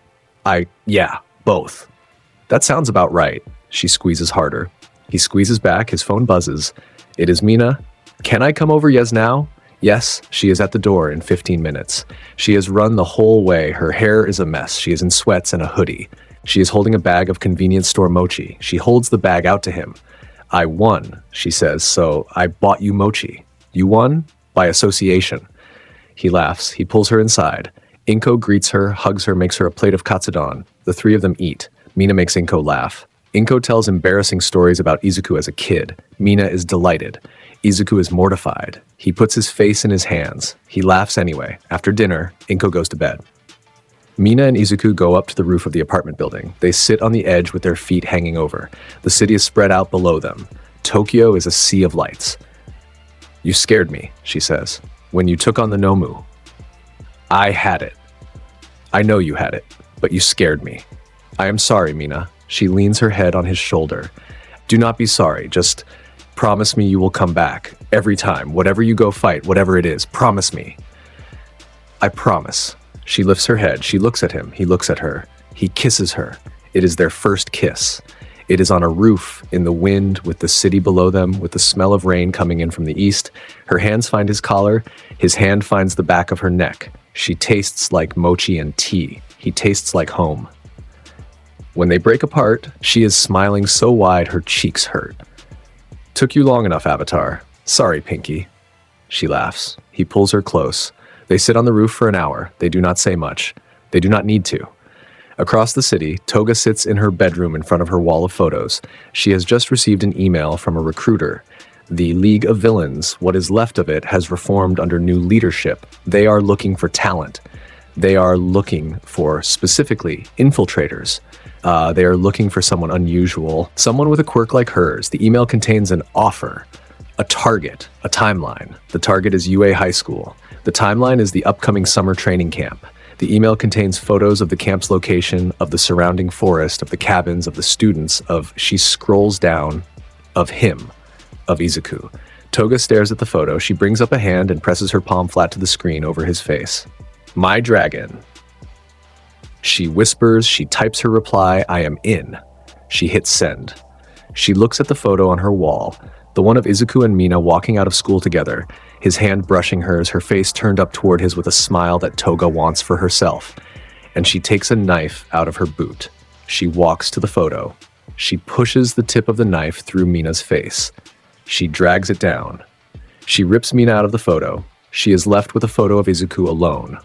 She traces his outline with her finger. She bites her lip until it bleeds. She licks the blood off. Soon, she whispers. Soon. Soon, soon. In a hideout on the other side of the city, in a basement bar with neon signs and the smell of whiskey, the new leader of the League of Villains reviews Toga's reply on a tablet. He smiles. He has been planning this for weeks. He has been recruiting carefully since Shigaraki was returned to him as a sobbing, quirkless wreck. He has rebuilt around the wreckage. He has acquired new assets. He has acquired a man who can copy quirks. He has acquired a girl named Toga. He has acquired others. He has no quirk himself. He has not had one in a long time. He has scars on his face like a roadmap, and he has eyes that are blue, and he has been waiting for 150 years for the right moment to act. His name is All for One. He looks at the photo on his tablet. The photo of Izuku Midoriya, 16 years old, walking out of a stadium with his arm around a pink girl. Smiling, bright, untouched. All for One smiles wider. Hello, child of the lion turtle. He sets the tablet down. He folds his hands. Let us see what an avatar's bones taste like. Across the city, on a roof, Izuku Midoriya pulls Mina Ashido a little closer to him and watches the lights of Tokyo blur and breathe under a clean black sky. He has no idea. He has none of the information yet. He is 16. He is in love. He is the most powerful being on Earth, and he is also a kid who just had his first kiss and is too happy to think about anything else. He kisses the top of her head. She sighs against his shoulder. Hey, she says sleepy. Avatar. Yeah. Whatever happens next. Yeah, we are doing it together. He smiles into her hair. Yeah, Pinky.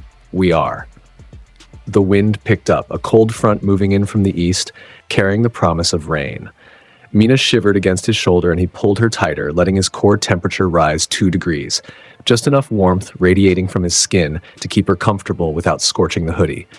She made a small sound of satisfaction, like a cat finding a sunbeam. You're a space heater, she murmured. Firebender. A space heater with abs, he snorted. Below them, the city hummed. Cars. Distant voices.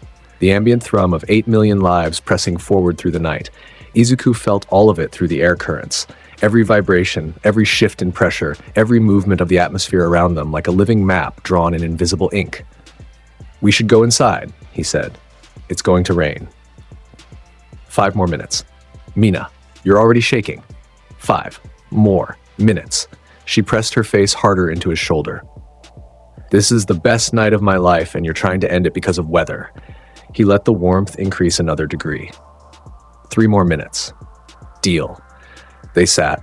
The city breathed beneath them, and somewhere in the distance, thunder rolled. A low, resonant promise that made Izuku's nerve endings sing with ambient charge. 3 minutes passed, then 5, then 10. He did not move her. She fell asleep against his shoulder, breathing soft and even, her fingers still threaded through his. He sat with her for another hour, watching the rain come in over Tokyo like a curtain being drawn.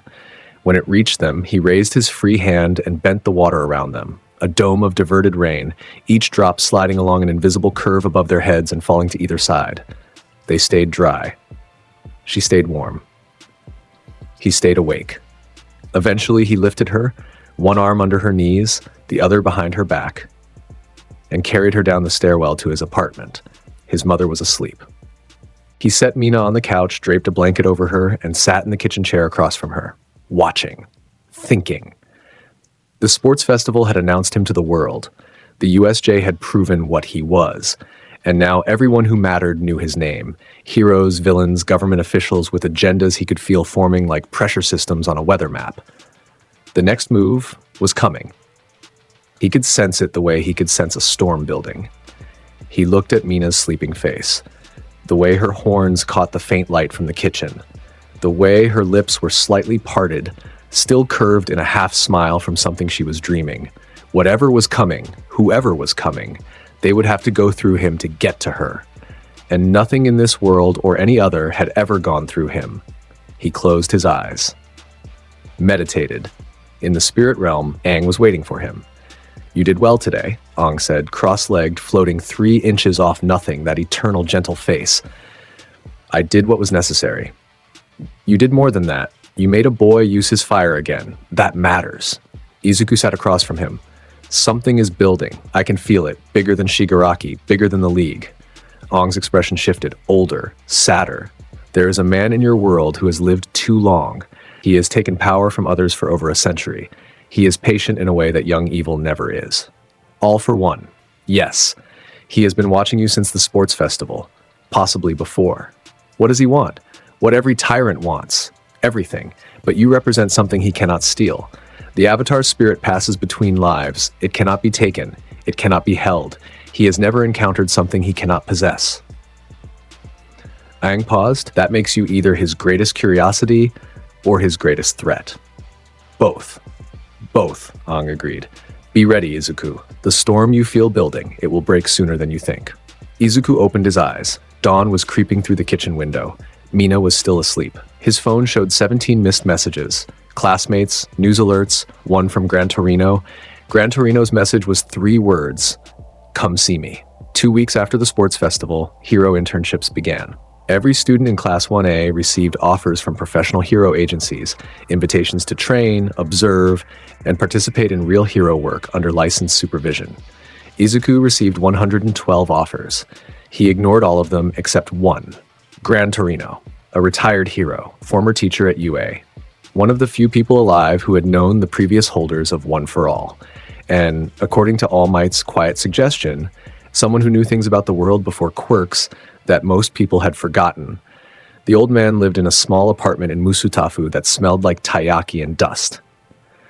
When Izuku arrived, Gran Torino was sitting on his couch in his hero costume, yellow, too big for his shrunken frame, eating a taiyaki and watching a nature documentary about thunderstorms. "Sit down," Gran Torino said without looking at him. Izuku sat. "You don't need training." "No." "Good. I hate training people." Gran Torino bit into his taiyaki, chewed, swallowed. "You're here because you want to know what I know." "Yes." "About the old world? The one before quirks?" "Yes." Gran Torino finally looked at him. His eyes were sharp beneath those heavy brows, still fast, still cutting despite the age pulling at his body. I met someone once, 60 years ago. A woman in the mountains near Okinawa. She could move water without touching it. No quirk factor. Tested 3 times. 0 mutation. She told me she was the last waterbender in Japan. Izuku leaned forward. She said there used to be thousands of them, all over the world. Earth, fire, water, air, entire nations built around it. And one person, one in every generation who could do all 4. Gran Torino set down his taiyaki. She said the avatar had been reincarnating for 10,000 years. She said the cycle never broke, it just went quiet. She was right. I figured. Gran Torino studied him for a long moment. You're the real deal, aren't you? Not a quirk, not a mutation, something that was here first. Something that will be here after all of this is over. Gran Torino grunted. All Might told me about the USJ, about what you did to Shigaraki, the quirk removal. Energy bending. That word means nothing to me, but the result means everything. He leaned back. There's a man out there, all for one, who has been alive longer than any human should be. He steals quirks, collects them. He's been doing it since the beginning, since the first generation. I know about him. You know his name. You don't know his patience. That man has outlived every threat to him for 150 years. He has watched empires of heroes rise and fall. He plays games that span decades. Gran Torino's voice was iron. If he's watching you, and he is, then he's already 3 moves ahead. Then I need to be 4 moves ahead. You need to be ready to kill him. Izuku met the old man's eyes. I know. Gran Torino held his gaze. Nodded once. Good, some people need to hear that from someone else before they can say it themselves. You don't, but I'm saying it anyway. He picked up his taiyaki again. Now, let's talk about Hosu City. The hero killer.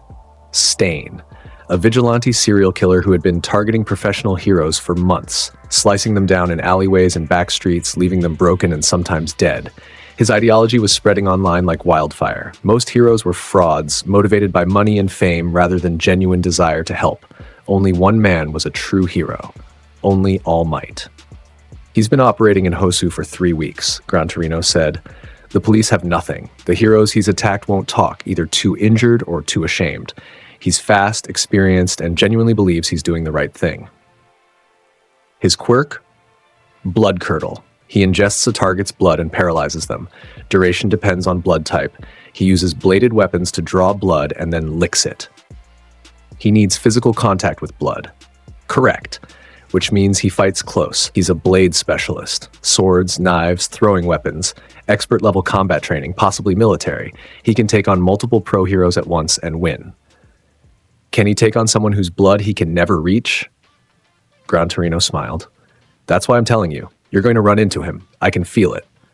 When? Tonight, probably. There's a patrol route through Hosu that's been losing heroes for 2 weeks. I've been tracking the pattern. Izuku stood. Then let's go. Hosu City at night was a different animal. Neon signs casting colored pools on wet asphalt, the smell of exhaust and street food and something else, something copper sharp that Izuku recognized as fear. The city knew it was being hunted. People walked faster. Heroes patrolled in pairs.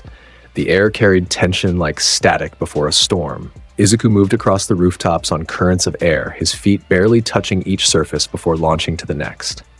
Gran Torino kept pace, his jet quirk propelling him in sharp bursts between buildings. For a man his age, he moved like a bullet. They split at the 3rd intersection. Gran Torino took the eastern patrol route. Izuku took the western one. The alley system where 2 heroes had been attacked in the past week. He felt it at 11:47 p.m., a vibration through the building beneath his feet. The building's structure absorbing the impact of something heavy hitting an alley wall. Then a second impact, then a sound, metal on stone, the scrape of a blade being drawn across concrete. Izuku dropped. He fell 3 stories on a column of compressed air, silent, fast, controlled. He landed in the mouth of a narrow alley and took in the scene in a heartbeat. 2 heroes on the ground. One was Ingenium, Ida Tenya's older brother. Pinned against the alley wall with blood running from a wound in his shoulder, his body locked rigid. Paralyzed. The other was a sidekick Izuku did not recognize, already unconscious, a deep cut across his back. And standing over them, blade raised for a killing stroke, was the hero killer. Stain was lean and wiry, wrapped in bandages and dark cloth, red scarf trailing behind him. His face was thin, angular, dominated by the absence of a nose and the intensity of eyes that burned with absolute conviction. His sword, a katana, well-maintained, currently stained red, was raised above Ingenium's exposed neck. Izuku's feet hit the alley floor. A pulse of compressed air erupted from his landing, enough to make Stain's scarf snap backward, enough to announce his presence without ambiguity. Stain's blade stopped. His head turned. Their eyes met across 20 feet of dirty alley. Stain studied him, the green hair, the lean build, the posture, grounded, centered, the stance of someone who had been fighting longer than their body had been alive. Recognition flickered in those burning eyes. Stain lowered his blade, not in surrender, in assessment. The way a predator acknowledges another predator. You. His voice was rough, gravel and glass. I have heard about you, the one who does not use a quirk. That is right, Izuku said. Then you are the only one here worth my time. Stain stepped away from Ingenium's body, not abandoning the kill, just shifting focus. His blade came up to center guard. Every hero in this city is a fraud. Every hero except one man. You are not a hero yet. His eyes narrowed. What are you? Something older, Izuku said, and I am not letting you kill anyone tonight. Stain smiled, thin, genuine, the smile of a man who had been waiting for a real challenge. Then show me. He moved, fast, faster than any villain Izuku had faced. Stain crossed the 20-foot gap in under a second, blade leading, his body coiled like a spring releasing. The katana arcs toward Izuku's throat, a clean horizontal slash designed to open the carotid artery and produce the blood Stain needed. The ground beneath Izuku's lead foot erupted upward, a pillar of stone 6 inches wide that caught the flat of Stain's blade and deflected it skyward. The impact rang through the alley like a bell. Stain's wrist absorbed the redirection, and he immediately transitioned into a downward diagonal cut. Izuku stepped back. Airbending enhanced movement, his body flowing out of range by an inch, the blade's edge kissing air where his chest had been a fraction of a second before. He swept his right arm in a short arc, and a wall of compressed air slammed into Stain from the side. The hero killer skidded 4 feet across the concrete, boots scoring lines in the stone. He recovered instantly, pulled a knife from his bandages and threw it in one smooth motion, a wrist flick release, aimed at Izuku's thigh. The blade flew true. Izuku raised 2 fingers. A focused gust of air caught the knife mid-flight, reversed its trajectory, and planted it in the wall behind Stain's head. An inch from his ear, Stain's eyes widened. Just a fraction. Then he smiled wider. He charged again, this time with intent. The katana in his right hand and a shorter blade in his left, moving through a complex pattern of strikes that covered every angle. High, low, diagonal, thrust. Each one flowing into the next with the kind of muscle memory that only came from years, decades, of killing. Izuku let the earth do the work. Every time Stain's foot came down for a power position, the ground shifted beneath it, a 1/4 inch to the left, a 1/2 inch slope where there should have been flat stone. Each adjustment was tiny, invisible to anyone watching. But to a blade fighter who depended on perfect footwork, each one was a catastrophe in miniature. Stain's cuts began to miss by fractions. His angles went wrong. His timing faltered. And every time a blade came close, every single time, a current of air redirected it. The katana swung toward Izuku's chest and curved 2 degrees right. The short blade stabbed forward and angled down into empty space. Stain was fighting the atmosphere itself and the ground beneath his feet simultaneously. He knew it. Izuku could see the recognition in his eyes, the understanding that he was outmatched on a level that blade skill could not overcome. This was not a fight between 2 warriors. This was a warrior fighting the planet. Stain lunged one more time. Full commitment, everything he had behind a single thrust aimed at Izuku's heart. It was fast enough that a normal person would have died. Izuku sidestepped on a cushion of air and brought both hands down in a slamming motion. The earth rose around Stain's legs, stone encasing him from ankle to knee in a single instant, hardening, locking. Stain's forward momentum hit the sudden anchor of his trapped legs, and his body whiplashed forward, bending at the waist. His sword arm extended, blade reaching, and finding nothing.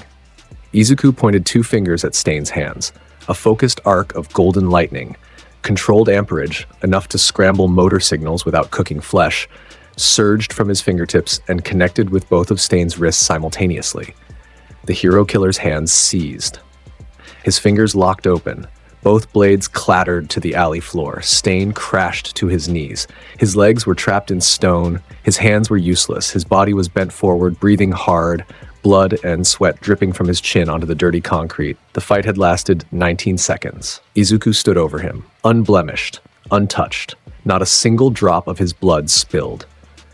Stain's entire fighting philosophy, draw blood, paralyze, finish, had been rendered meaningless against someone whose control over the elements made physical contact a statistical impossibility. Stain lifted his head, looked up at Izuku with those burning eyes. And there was something in them that had not been there before. Something that might have been recognition, or reverence, or relief. "You are the real thing." His voice was raw, stripped, honest in a way it probably had not been in years. "The only real thing I have seen in this city. If there were more like you, not heroes, not costumes, but people who actually mean it, this world would not need someone like me." And Izuku looked at him. The words landed. He felt them settle into his chest alongside everything else he carried. The weight of every past life, the knowledge of what the world should be versus what it was, the understanding that Stain was wrong in his methods and not entirely wrong in his diagnosis. He did not respond. He turned away. Walked to Ingenium's crumpled form, checked his pulse. Strong. The paralysis was holding, but the bleeding from his shoulder needed pressure. Izuku pulled the scarf from around his own neck and wrapped the wound.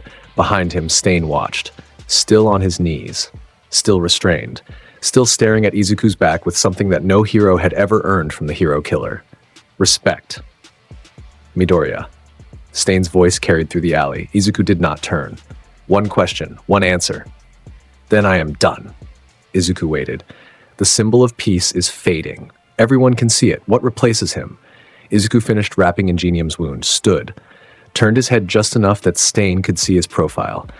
"Something better," he said. "Something that doesn't depend on one man." Stain was quiet for a long time. Then he laughed. Short, brutal, real, good. The police arrived 7 minutes later, the sound of sirens filling the alley, the flash of lights cutting through the darkness. Officers approached Stain with extreme caution. Full tactical gear, containment foam, quirk suppression cuffs. Stain did not resist. He let them take him with the same intensity he had let them find him. Eyes fixed forward, jaw set, the certainty of a man who had said what he needed to say. As they loaded him into the transport, someone with a phone captured a single frame. A blurry image of a green-haired boy standing at the mouth of an alley, lightning still arcing from his hands in fading arcs, turning to walk away while the hero killer knelt encased in stone behind him. That frame went everywhere. Every platform, every news outlet, every corner of the internet. Within 6 hours, the hero killer Stain's ideology had gone from underground whisper to global conversation.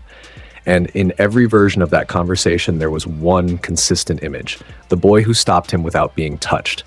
In a basement bar across the country, a man with scars instead of eyes watched the footage on a tablet. He set down a glass of whiskey. He smiled. "Good," All for One said to the empty room. "The world is learning his face. That will make everything so much more interesting." 2 months later, summer. The heat in Musutafu was oppressive. The kind of heat that sat on the city like a wet blanket and made people move slower and think shorter. Izuku barely felt it. His internal temperature self-regulated through firebending, keeping his body at a steady 70 degrees regardless of external conditions. Mina, on the other hand, was dying.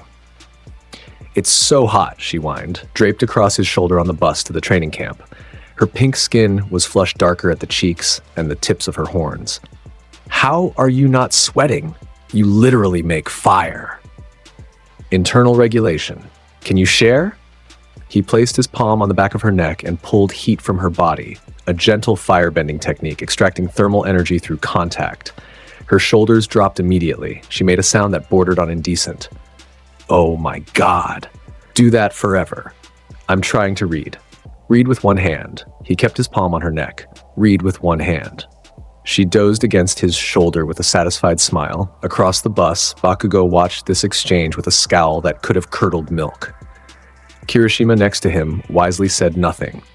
The training camp was nestled in a mountain forest 2 hours outside the city.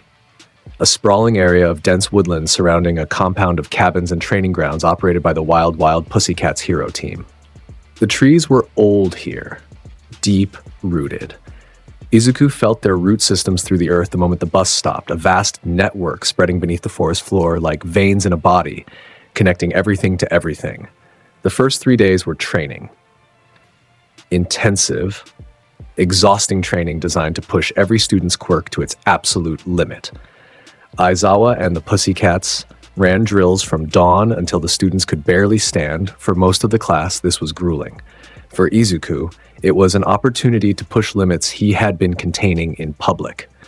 On the first morning, while his classmates worked through their individual exercises, Bakugo detonating in sequence, Todoroki alternating fire and ice, Ida running laps at increasing engine power, Izuku found an empty section of forest and let himself go.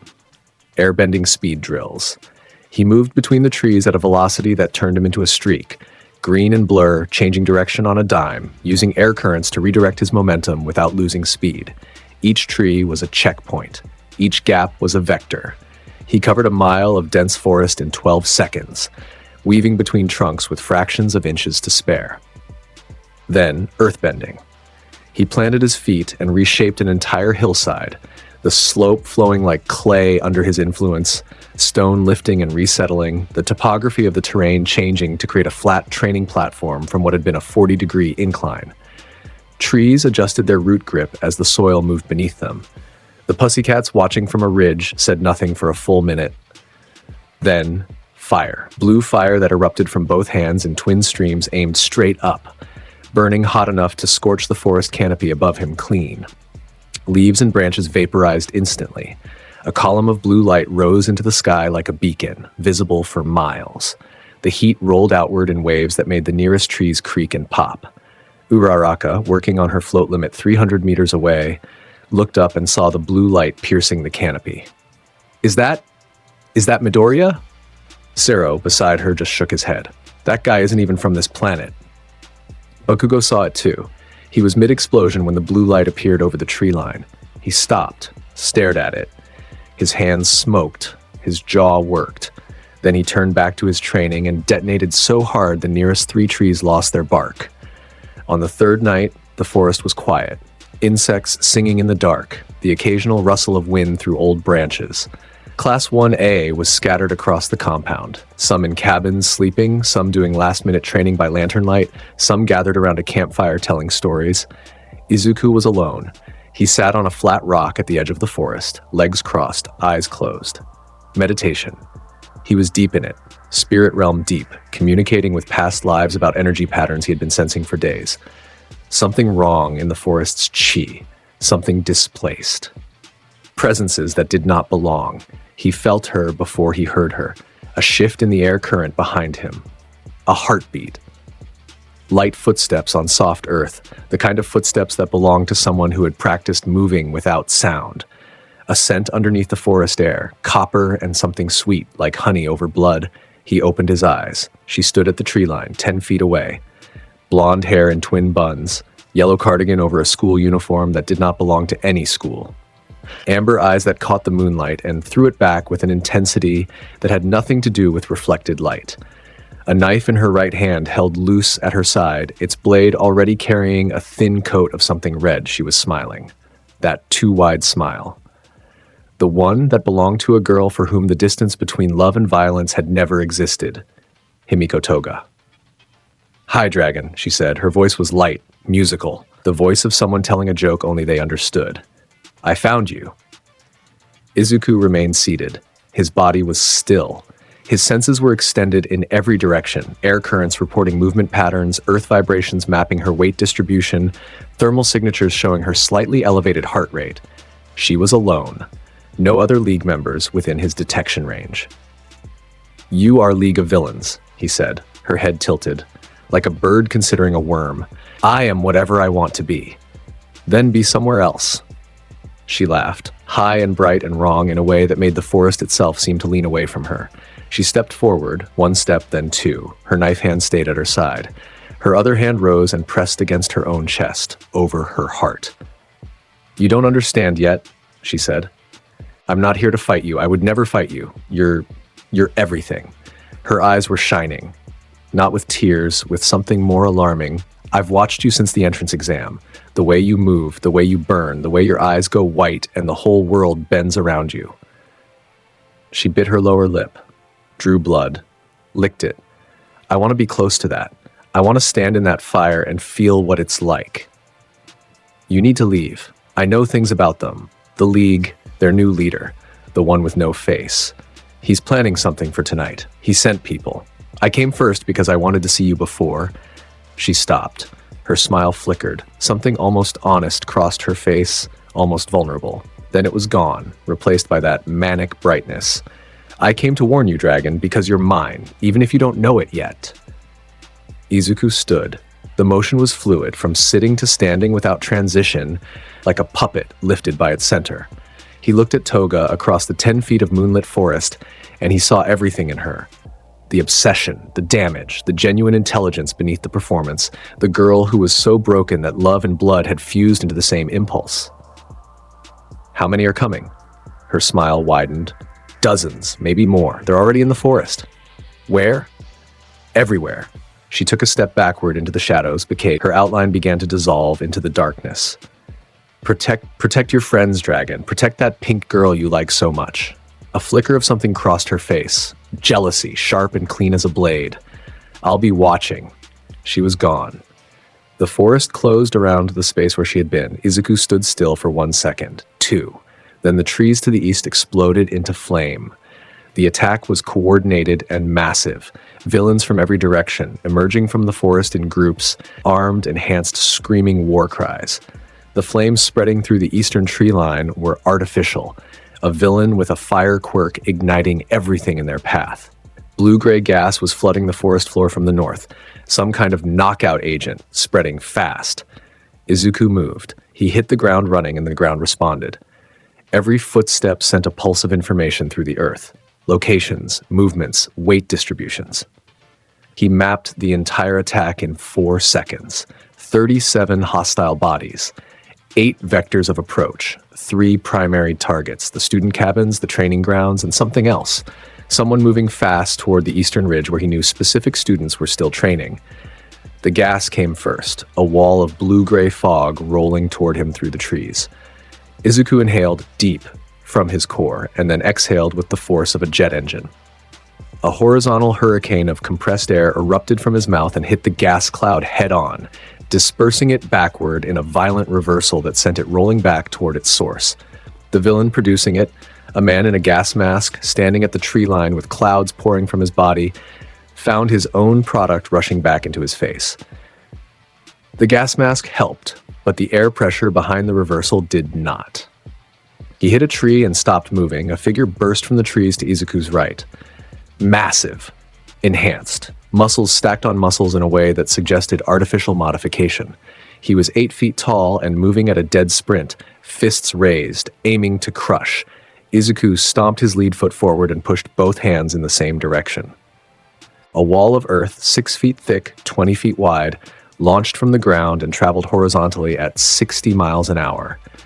It hit the muscle villain with the force of a freight train. His momentum met the wall's momentum. The wall won. The sound was enormous. The villain was embedded in 3 feet of stone before his brain could register what happened. Lightning crackled across Izuku's hands. He turned toward the eastern ridge. 3 villains were converging on the path where Aoyama and Jiro had been training. Izuku raised his right hand. 3 individual bolts, branching, golden, controlled, arcsed from his fingertips in sequence. 1, 2, 3. Each bolt found its target. Each target went down. The crack of thunder rolled through the forest 3 times in rapid succession. He was moving again before the third body hit the ground. A long-range villain on a ridge to the north was firing projectiles, hardened spines or quills, launched with enough force to punch through wood. They were arcing toward the student cabins where Kota and Shoji were emerging, confused, into the firelit night. Izuku extended both hands and the air between the quills and the cabins solidified into a wall of compressed atmosphere. The projectiles hit it and stopped dead, suspended in air. Then Izuku flicked his wrists and every quill reversed direction, screaming back toward the ridge at twice their original speed. The villain on the ridge dove sideways, most of the quills embedded in the stone where he had been standing. One caught his leg. He screamed and fell. The fire was spreading. The eastern tree line was becoming an inferno.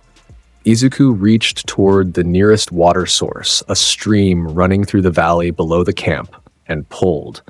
Thousands of gallons of water rose from the stream bed in a serpentine column, arcing over the trees and crashing down on the burning forest in a tidal wave that extinguished the flames in 3 seconds flat. Steam erupted into the sky. The firelight villain, standing in the now soaked forest, sputtered and tried to reignite. The ambient moisture made it impossible. Izuku hit him with a rock the size of a basketball traveling at the speed of a fastball. The villain folded around it and did not get up. 2 minutes. 19 villains down. Across the camp, the students were mobilizing. Izuku could feel them through the earth. Kirishima and Bakugo fighting back-to-back against a group of 4. Todoroki laying down ice walls to protect the cabins. Ida running, engines blazing toward the communications tower that the villains had jammed. And Mina. Mina was with Uraraka and Tsuyu near the central clearing. 3 villains had them cornered against the cliff face. Mina's acid was flying, streams of it cutting through the dark, splashing against the nearest attacker's armor and dissolving it, but there were 3 of them and they were pushing in. Izuku did not run. He jumped. A pillar of earth shot him skyward, 40 feet, 50, arcing over the forest canopy in a parabolic trajectory. At the apex, he looked down, saw the clearing, saw Mina fighting, saw the villains closing. He dropped. A spear of compressed air drove him downward at terminal velocity. He hit the ground between Mina and the 3 villains with enough force to crater the earth.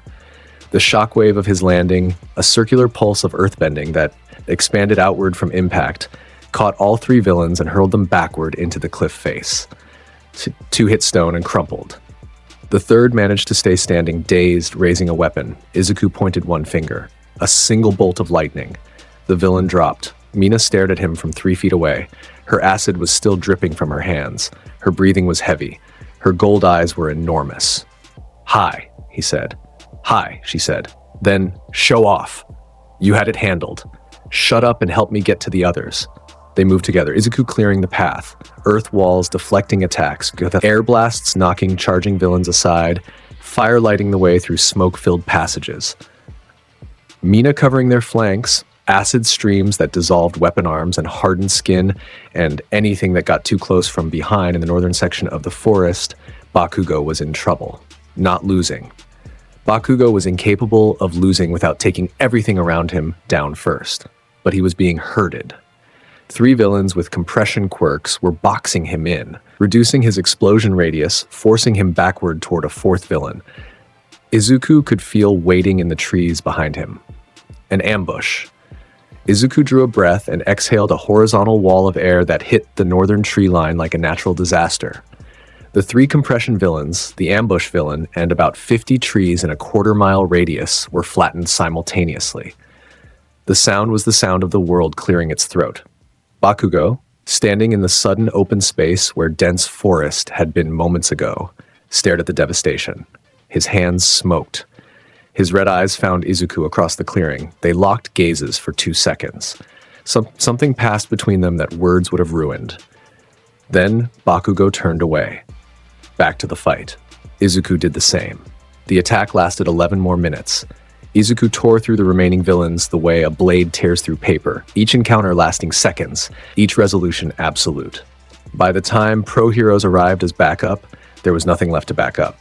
27 villains unconscious or restrained, the fire extinguished, the gas dispersed, the camp intact. 1 loss, Ragdoll. The Pussycats team member, a hero with a search quirk who could monitor up to 100 people simultaneously. She'd been taken in the first 30 seconds of the attack, before Izuku was even aware the assault had begun. A warp gate. Kurogiri's replacement, someone new, had opened behind her and swallowed her before anyone could react. Izuku stood at the edge of the camp in the aftermath, looking at the space where Ragdoll had last been. His jaw was tight. His hands were loose at his sides. He could reshape mountains and pull lightning from heaven, and he had not been fast enough to save 1 person. Mina found him there. She did not say anything. She just took his hand. He squeezed it. Hard. "I'm going to get her back," he said. "I know," Mina said. He did. 3 weeks later, the Pro Heroes launched a coordinated raid on Kamino Ward, the district in Yokohama where intelligence indicated the League of Villains had re-established operations. The raid was planned by the Hero Commission, led by Best Jeanist and supported by a tactical team of top 10 heroes.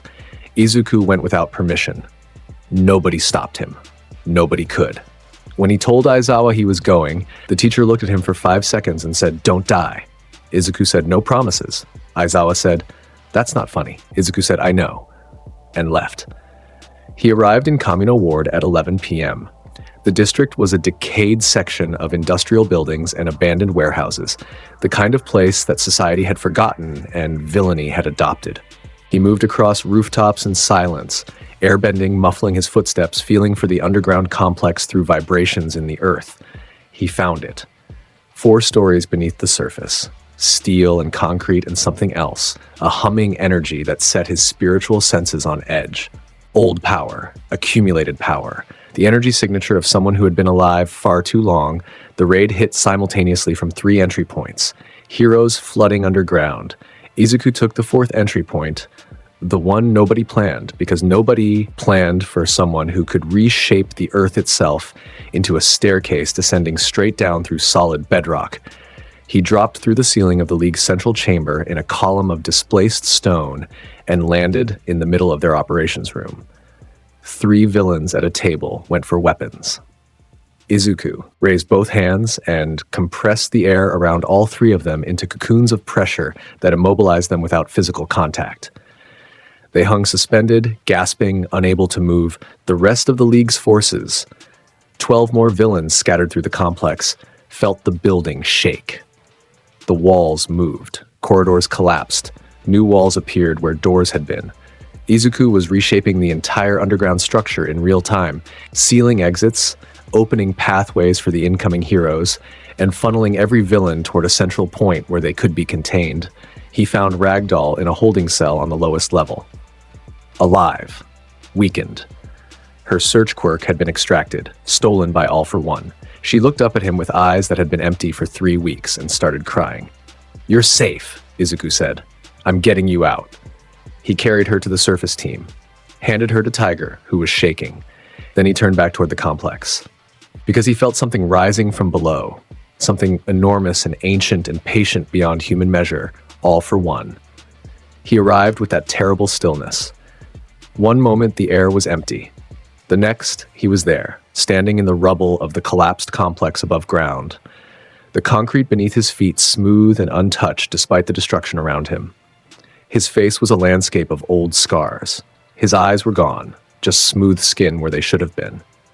His suit was immaculate. His hands were folded in front of him with the posture of someone attending a gallery opening rather than a battlefield. The pro heroes around him froze, every single one. The instinct was primal.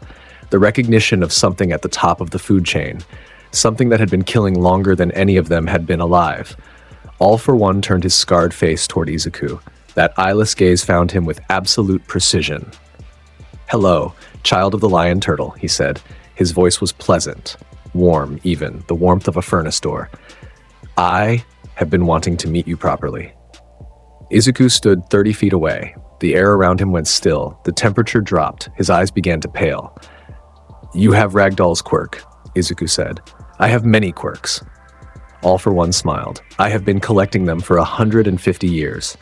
Each one a thread in a tapestry of power that I weave at my leisure. But you," he tilted his head, "you represent something I have never been able to quantify. The Avatar's energy. The oldest power in the world. It cannot be taken. It cannot be held. It passes between lives like a river flowing forever forward. I find that fascinating." "I don't care what you find fascinating." "No, I suppose you wouldn't." All for One's smile widened. "I watched you fight the hero killer. I watched you tear apart my league at the USJ. I watched you win your little tournament, and each time I learned something new about your limits." "I don't have limits." "Everyone has limits, child. The question is where they are and how hard you have to push before they break." Izuku's eyes went white, the Avatar state. The response was everything at once. The ground beneath him cracked in radiating geometric patterns. The air cycloned into a vortex around his body, visible, howling, fast.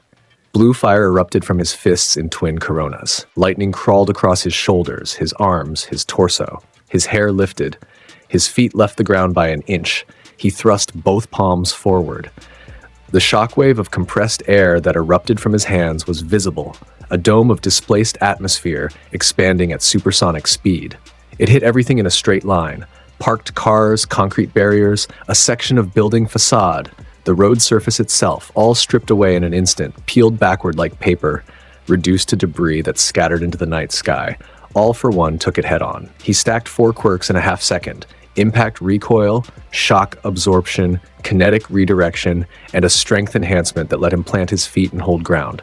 The shockwave hit him and split around his body like water around a stone. He slid backward 3 feet. His shoes left grooves in the concrete. He was smiling. There it is. Izuku closed the distance. A burst of air-propelled speed that crossed 30 feet in a blink. He was inside All for One's range before the ancient villain could shift stance. Blue fire erupted from Izuku's right hand, a concentrated torrent aimed at AFO's center mass. The temperature exceeded 2,000 degrees. The air itself screamed. AFO activated a thermal absorption quirk. The fire hit his palm and was consumed, pulled into his body like light into a black hole. He took the heat and redistributed it through a secondary quirk, converting it to kinetic energy that he channeled into a punch. The punch connected with Izuku's chest. The force was catastrophic, equivalent to a bus hitting him at highway speed. He rocketed backward through a concrete wall, through the room behind it, through a second wall, and into open air on the other side of the building. He caught himself with airbending before his body could hit the ground. Floated, realigned. His ribs ached from the impact, but nothing was broken. The Avatar state's spiritual energy reinforced his body beyond normal human tolerance. He came back in through the hole he had made. Fists wreathed in blue fire, lightning crackling between his fingers. He sent a bolt. Full power. The charge of the storm above them channeled through his body, screaming across the distance. The bolt hit AFO's center mass. His regeneration quirk fired instantly. Tissue damage healing in real time. The burns and disruption caused by the electrical charge knitting back together even as they formed. He staggered. His suit smoked. But he was still standing. Izuku pulled the earth up around AFO's legs, encasing him to the knee in solid stone. AFO shattered the stone with a vibration quirk, his legs blurring free in a spray of gravel. Izuku sent a horizontal crescent of compressed air at neck height. AFO ducked it by an inch and returned with a force blast that Izuku deflected with an earth wall pulled from the road surface. They traded blows for 90 seconds. The district around them disintegrated. Buildings collapsed. The roads split into chasms. Fire burned in 3 separate locations. The pro-heroes, Best Jeanist, Edgeshot, the others, had evacuated the immediate area. They knew what this was. They knew they had no place in it. AFO took a second lightning bolt through the shoulder. His regeneration held. He took a boulder to the midsection that should have crushed his spine. His strength enhancement held. He took a fire stream that lasted 4 full seconds and came out smoking and smiling and still on his feet. He was not winning. He was not beating Izuku back, but he was surviving. And that was what he wanted. Information. A baseline. Understanding. Izuku saw it, felt it in the pattern of AFO's resistance, the way he was absorbing punishment rather than pressing advantage. Testing. Learning. Building a counter-strategy for next time. Izuku pressed harder. A combination, earth rising to lock AFO's feet, fire from the left to force a dodge right, lightning from the right to catch him mid-dodge. The sequence was perfect, fast, overwhelming. AFO stacked 3 quirks simultaneously, phasing to become intangible for 1 second while the attacks passed through him, then re-solidifying behind the kill zone. He retreated 6 feet, then 10, then 20. A warp gate opened behind him, his own, stolen, learned, incorporated. Enough, AFO said. He was breathing harder than before. His suit was destroyed. Burns marked his arms and chest where regeneration had not quite finished. I have what I came for. You're not leaving. I am, child. He stepped backward into the gate because tonight was not about winning. Tonight was about understanding. And now I understand you. His smile was the last thing visible as the gate closed around him. "We will meet again, and next time I will be ready." The gate collapsed. The air snapped back into place. AFO was gone. Izuku floated in the middle of a ruined city block, eyes blazing white, every element still cycling around him in a vortex of destruction. His jaw was clenched so tight the muscles stood out. He had been played. AFO had orchestrated an entire raid. Sacrifice a base, sacrifice assets, sacrifice Ragdoll's quirk, just to get a live combat reading on Izuku's abilities. The avatar state faded. His eyes returned to green. He descended to the ground and stood in the rubble. "Next time," he said to the empty air, "you won't get to leave." And across the city, miles away in a different building, watching the destruction on a screen through a drone he controlled with a thought, All for One sat back in his chair and folded his hands. "Next time," he said, "I won't need to." The aftermath of Kamino broke the world, not Izuku's fight with AFO that was classified, buried deep by the Hero Commission under national security protocols. What broke the world was All Might. While Izuku was fighting AFO on one side of the district, All Might was fighting a different battle on the other. AFO had split the engagement, one half for Izuku, one half for the symbol of peace, and All Might pushed past his limits. His body failing, his time expired, had given everything. His last fight, his final stand, the moment where the world's greatest hero pushed past the boundary of what his body could sustain and won by sheer force of will and spirit. Then he deflated, on live television, in front of every camera in Japan. The skeletal truth of Toshinori Yagi, hollow, thin, blood at the corner of his mouth, was broadcast to the entire world. The symbol of peace, broken, human. Mortal Izuku watched the broadcast in a hospital hallway where they had taken him for a standard post-combat assessment. He stood in front of a wall-mounted screen with his arms crossed, watching All Might's true form be revealed to millions. The hallway was empty. Just him and the blue light of the screen. He did not mourn what All Might was. He looked at the screen and saw the weight shift, felt it move like tectonic plates adjusting, like the pressure of the world's expectations lifting off one set of shoulders and searching for another. The symbol of peace was gone. The world needed something else now. Something that did not break. Something that did not run on borrowed time or fading power. Izuku turned off the screen, walked out of the hospital, called Mina. "I'm fine," he said before she could ask. "Are you watching the news?" "Everyone is watching the news." "Izuku, All Might?" "I know, I'll be home in 20 minutes. Are you okay?" He considered the question. Was he okay? The greatest hero of this generation had just fallen. The world was about to enter a period of chaos. The villain who had orchestrated all of it was still alive and had already demonstrated an ability to survive Izuku's full assault. Nothing about this situation was okay, but Mina was asking about him, about Izuku, about the person, not the avatar. "Yeah," he said. "I'm okay." "Get home, I'll order food." He smiled. "Yeah." The months that followed were a restructuring. The Hero Commission scrambled to fill the vacuum All Might left. New hero rankings were reshuffled. Endeavor, now the #1 hero by default, struggled under a spotlight he had spent his career wanting and was wholly unprepared for. Hawks moved into the #2 position and immediately began working intelligence operations that most heroes did not even know existed. And Izuku Midoriya was called to 17 separate meetings with commission officials who wanted to classify him, rank him, control him, own him. He attended 0 of them. The provisional hero license exam was their concession. If he would not join their hierarchy voluntarily, they would at least certify him, give him legal authority to act, make him, in the bureaucratic sense, an approved entity. Izuku took the exam because it served his purposes. Having legal authorization meant fewer obstacles between him and the people he needed to reach. The exam was held at a massive outdoor facility, hundreds of examinees from schools across Japan, all competing for the license that would allow them to act as heroes during emergencies.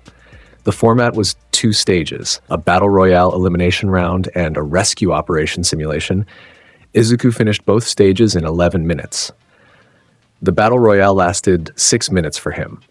His targets wore balls on their bodies that needed to be hit to eliminate them. Izuku sent a single pulse of compressed air outward from his position, a dome of pressure that expanded in all directions, hitting the 3 nearest targets simultaneously. knocking the balls from their bodies.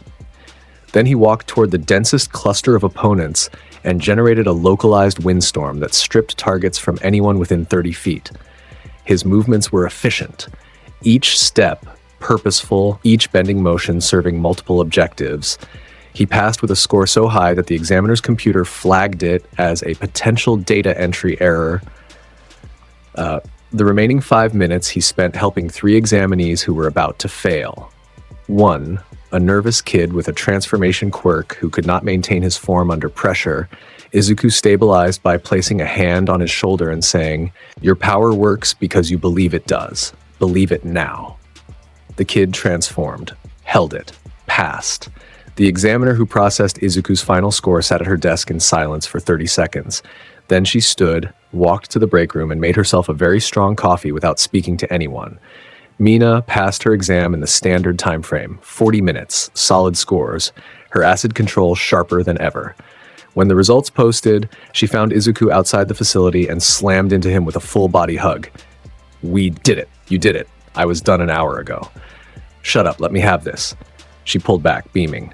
"We're official heroes now, both of us. Together. Together. Roof tonight? Convenience store food, the usual?" The usual. That night they sat on their roof now, the one where they had their first kiss, the one that had become a landmark in their shared history, and ate onigiri and pocky and drank canned coffee. The city hummed below them. The stars were lost behind light pollution, but the moon was there, full and white. "Hey," Mina said, "do you know how proud I am of you? You tell me every day." "Not enough." She bumped his shoulder with hers. "You're changing the world. Every time you show up, things get a little better. You make people believe things can be different." He looked at her, her gold eyes catching the moonlight, her horns silhouetted against the sky.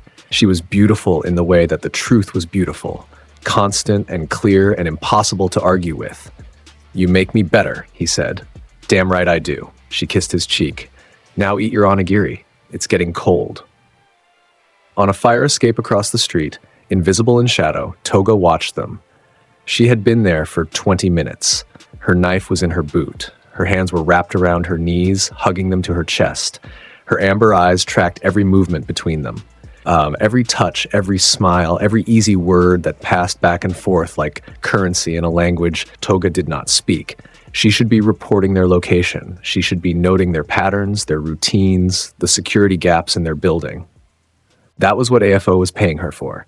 That was why she had been embedded, to watch, to learn, to find the weakness. But her reports had been getting sloppy for weeks, missing details that mattered. She left out the time Izuku walked Mina home. She left out the route they took. She left out the fact that every Tuesday they were alone on this roof with zero security and total vulnerability. She was protecting them. She knew it. She hated herself for it. And she could not stop. "My dragon," she whispered to the night air. "Why can't it be me?" No answer. There was never an answer.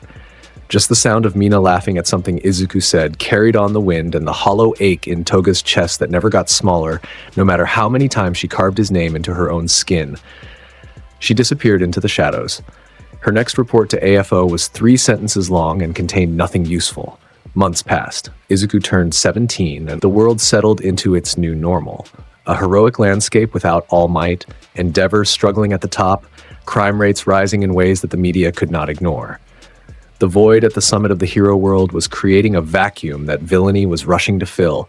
Hawks reached out to Izuku through unofficial channels. A message, a meeting location, a conversation that happened on a rooftop 2 a.m. with both of them sitting on opposite ends of a ventilation unit. Hawks was everything Izuku was not. Smooth, performative, always smiling, always saying the right thing to the right person. He wore his hero persona like a second skin. Underneath it, Izuku could sense something else. Someone exhausted. Someone who had been undercover in villain networks for longer than was healthy. "I need a partner," Hawk said. No preamble, no charm. The real him at 2 a.m. with nobody watching. Not a sidekick, not a mentee. A partner. Someone who can hit hard enough that I don't have to pretend anymore. Pretend what? That diplomacy works on all of them. Hawk's wings rustled. There's a man named Kai Chisaki, calls himself Overhaul, runs a Yakuza operation, the Shi Hasaikai. He's developing something, a weapon. The intel says it's a bullet that can destroy quirks permanently. Izuku went very still. There's a girl, Hawks continued. His voice changed. Something heavy in it. A child, 6 years old. Her name is Eri. Her quirk can rewind biological material, turn it back to a previous state. Chisaki is using her, experimenting on her, breaking her body apart and reassembling it to harvest what makes her quirk work. He's been doing it for months. Silence. Then Izuku said, "Give me the location." It's not that simple. The compound is underground, fortified. He has enforcers, the 8 expendables, plus his inner circle. The place is a labyrinth. Give me the location. Hawks looked at him, saw the white at the edges of his irises, felt the temperature drop, made a decision. He gave him the location. The raid was sanctioned through official channels. Hawks pulled strings with the commission, coordinated with Night Eye's agency, assembled a team of heroes for the surface operation. All of it was professional, authorized, legitimate. Izuku did not enter through the front door. He stood in an alley behind the Shi Hasaikai compound at 4 a.m. The building above was ordinary, a traditional Japanese estate, well-maintained, deceptive in its normalcy. But below it, stretching down through bedrock and concrete, was a complex that extended 7 levels into the earth. Izuku placed both palms on the ground, closed his eyes. He felt everything, every room, every corridor, every load-bearing wall and reinforced column. The complex spread beneath him like a blueprint drawn in vibrations. He felt the weight signatures of people, guards, enforcers, 24 bodies scattered through the levels, and deep, level 6, behind 3 layers of reinforced steel, 1 small body, 1 tiny heartbeat, moving, alive, frightened. Airy. He opened his eyes, he pushed his hands into the earth and the ground opened beneath him.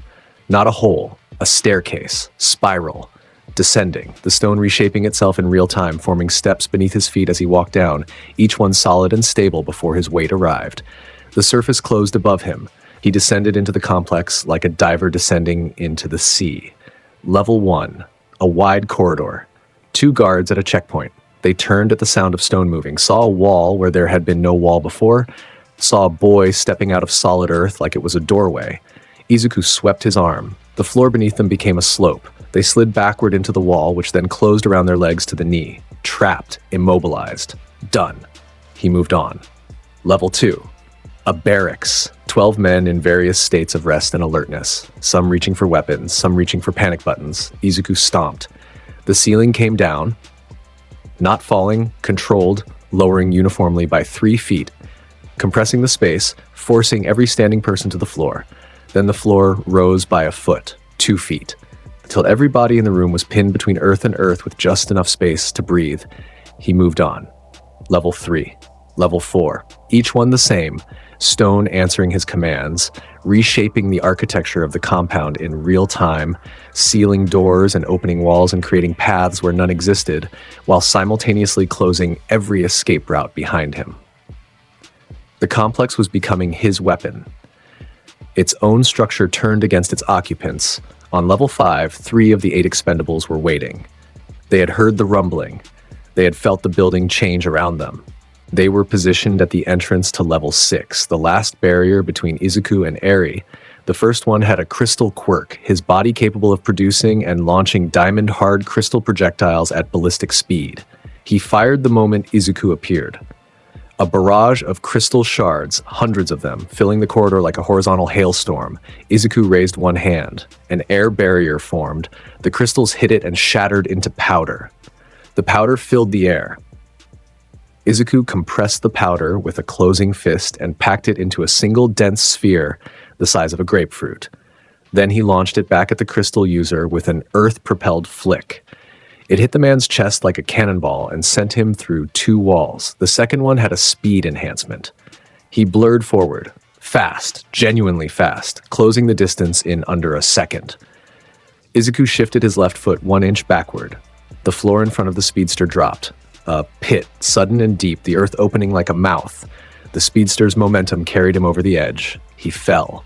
The pit closed above him, leaving him buried in a pocket 12 feet underground with enough air for an hour. The third one was big. Enhancement type, hardened skin, increased strength, the standard bruiser build. He charged with his shoulder down, aiming to ram. Lightning, 2 fingers. Golden bolt. The enhanced man's hardened skin meant nothing against electrical current. It traveled through him regardless of surface resistance. His muscles locked. He hit the ground face first and slid to a stop at Izuku's feet, level 6. The reinforced steel doors that separated this level from the rest of the complex were 6 inches thick, designed to withstand explosive force, designed to keep things in or keep things out. Izuku placed both palms on them and felt the metal. Steel was just refined earth, iron and carbon, mined from the ground, forged by human hands, but born from the planet. It answered to him the way all earth answered. He pushed. The doors bent inward, buckled. Then they peeled apart like flower petals, the reinforced steel folding back on itself in smooth curves, creating an opening wide enough to walk through. He walked through and found overhaul. Kai Chisaki stood in the center of a medical laboratory. White surfaces, sterile equipment, surgical tools laid out with the orderliness of a man who treated violence as hygiene. He wore white gloves and a plague doctor's mask, a long-beaked mask that covered his face from nose to chin. His golden eyes were fixed on Izuku with the flat assessment of someone used to dissecting problems. Behind him on a medical table was Eri, small, 6 years old, white hair, a horn on her forehead, red bandages wrapping her arms and legs, hiding wounds, Izuku knew, hiding the evidence of months of torture disguised as science. Her eyes were enormous and terrified and locked on Izuku like either salvation or another kind of monster. Overhaul raised one hand, pulled off the glove. "I know what you are," Chisaki said. His voice was flat behind the mask. "The Avatar, the boy who takes quirks. You've come for the girl." His bare hand flexed. The air around his fingers shimmered. The reality-warping potential of his disassembly quirk, ready to fire on contact. "Touch me, and I unmake you at the molecular level. Touch her, and I unmake her first." Izuku looked at the girl. Looked at the bandages, looked at the equipment around the room, the tools designed to break a child apart and put her back together over and over again for the purpose of creating weapons. His eyes did not go white. He did not enter the Avatar state. He raised his right hand and pointed it at Overhaul. A focused blast of compressed air, tight as a fist, fast as a bullet, slammed into Chisaki's chest from 15 feet away. No physical contact. Pure distance. The force launched the villain backward into the far wall with enough impact to crack the reinforced concrete behind him. Chisaki hit the wall and slid down. Dazed. His bare hand scrabbled for the floor, for contact, for something to disassemble, to merge with, to reshape into a weapon. Izuku fired again. 2 bolts of lightning, one through each arm. Golden light, controlled amperage, enough to fry the nerve connections from shoulder to fingertip. Chisaki's arms went dead. Limp. His quirk required hand contact. Without functional hands, he was powerless. Chisaki screamed behind his mask. Raw. Furious. You can't... Do you know what I'm building? The future. A world without quirks. A world of purity. This girl's power can... Your voice is unnecessary. A rock from the wall, small, dense, fast, hit Chisaki in the temple. His eyes rolled. He slumped sideways, unconscious. Then the building shook. The wall behind Chisaki's unconscious body erupted outward. Something massive broke through. A fusion of flesh and matter. Chisaki's body merging with the body of another villain, Chronostasis, who had been hidden in the adjacent room. Even unconscious, the contact between them had triggered a failsafe. Chisaki's quirk activating on reflex, merging their bodies into something enormous. A 20-foot creature of warped flesh and jutting bone and surfaces that could disassemble anything they touched. It roared. A sound that was not human and not animal and not machine. The merged creature swung a massive arm, 10 feet long, the surface rippling with disassembly energy toward the medical table. Toward Eri Izuku's eyes went white. The Avatar state. The floor beneath the merged creature opened. A chasm, 20 feet wide, instant, bottomless. The creature fell. 1 floor down, then 2, 3. Izuku followed it with his earthbending, the walls of the chasm closing and opening in sequence, the creature tumbling through a gauntlet of crushing stone. Each closure stripped material from it, compressing, crushing, separating. The merged form was being pulled apart by the earth itself, layer by layer, the fusion broken by pure physical force from every direction simultaneously. When the creature was finally still, buried 3 floors below, encased in stone so dense it would take industrial drilling to extract, Izuku descended one final time.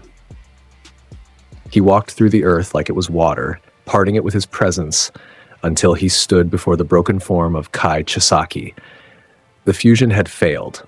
The unconscious body of Chronostasis was separate now, half buried in rubble. Chisaki himself was barely conscious, pinned, broken, arms still dead from the lightning, his mask cracked and hanging from one ear. Izuku looked at him, at the man who had tortured a 6-year-old for months to manufacture weapons of mass quirk destruction. He placed one hand on Chisaki's chest.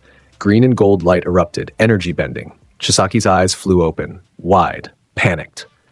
He felt it, the core of his power being reached into, grasped and torn free. The disassembly quirk unraveling at the genetic level, the mutation that allowed him to unmake and remake reality, being stripped from his DNA strand by strand, he screamed. The scream lasted 8 seconds. Then the light faded. Izuku removed his hand, stepped back. Kai Chisaki lay in the rubble. His hands were useless. His quirk was gone. The bullets he had manufactured from Eri's suffering were now nothing, their source permanently eliminated. Every vial of quirk-destroying compound in his possession was inert from this moment forward. Izuku left him there. He rose back through the earth, through floors, through the destruction he had carved, up and up, until he was back in the laboratory on level 6. Eri was on the table. She had not moved. She was shaking, full-body tremors, her small hands gripping the edges of the table so hard her knuckles were white. Her horn was glowing faintly. Her quirk responding to her terror, energy building without direction. Izuku walked to her. He stopped at the edge of the table. He did not touch her, did not reach for her. He just stood there, present, his eyes green and warm, his hands at his sides. He let her look at him. Let her decide. He's soft. The softest his voice had ever been since Mina. "You're Eri, right?" She nodded. A tiny motion. Her eyes were so wide they took up half her face. "My name is Izuku. I came to get you out of here." Her lip trembled. He'll come back. He always comes back." "He won't. I promise you. He will never touch you again. His power is gone. I took it from him." She stared at him, processing. A 6-year-old trying to understand the concept of safety after months of living without it. You took it?" "Yes. The same way I'm going to take you out of here." He extended one hand, palm up, open, offering. "You're safe. I have you. Nobody is touching you again." She looked at his hand for a long time. 10 seconds, 20. Then, slowly her small fingers uncurled from the table edge, they reached forward. They touched his palm, he closed his hand around hers, gentle as holding water. Then he lifted her, one arm under her knees, the other behind her back, and held her against his chest. She was feather light. She was shaking. She buried her face in his shirt, and her hands gripped the fabric so hard her knuckles went white again. "I've got you," he said into her white hair. "You're done being afraid." She started crying. Real sobs. The kind that break out of a body that has been holding everything in for too long. He carried her up through the earth, through the levels he had dismantled, through the wreckage, into the light. Hawks was waiting at the surface with medical teams and heroes. He saw Izuku emerge from a hole in the ground carrying a small white-haired girl who was crying into his chest, and his face did something that his public persona usually did not allow. His jaw tightened, his eyes burned. He looked away for a moment. "Chisaki?" Hawks asked. "Alive. Quirkless. Buried on level 3. And the bullets? Inert. Permanently." Hawks closed his eyes, let out a breath. "Good." Izuku handed Eri to the medical team with extreme reluctance. She did not want to let go. Her fingers had to be unwound from his shirt one by one. She was crying harder. "Don't go, don't go, don't go." And Izuku knelt in front of her and held both her hands and looked her in the eyes. "I will visit you. Every single week. I promise. And every time you're scared, you remember this.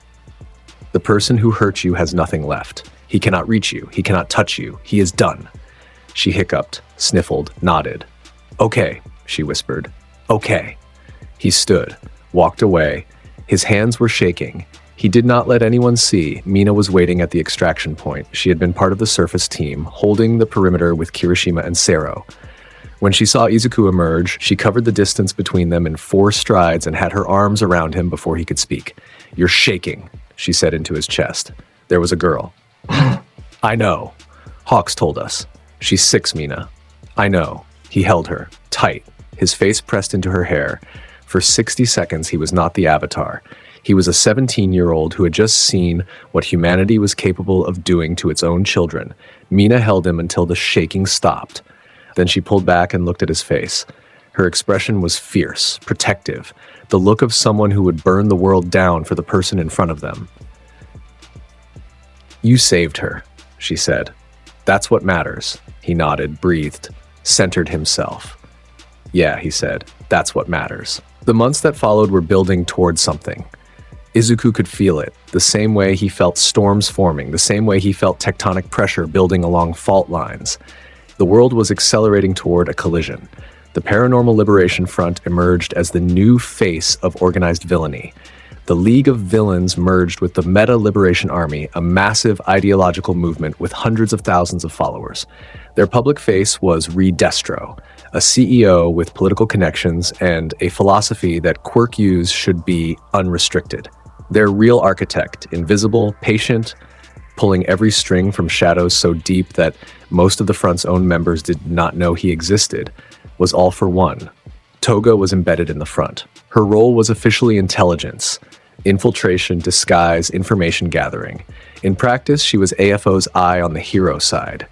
She had access. She had proximity. She used it exactly as poorly as her conscience demanded. The first time she saved Mina, it was during a routine patrol in the Shibuya district.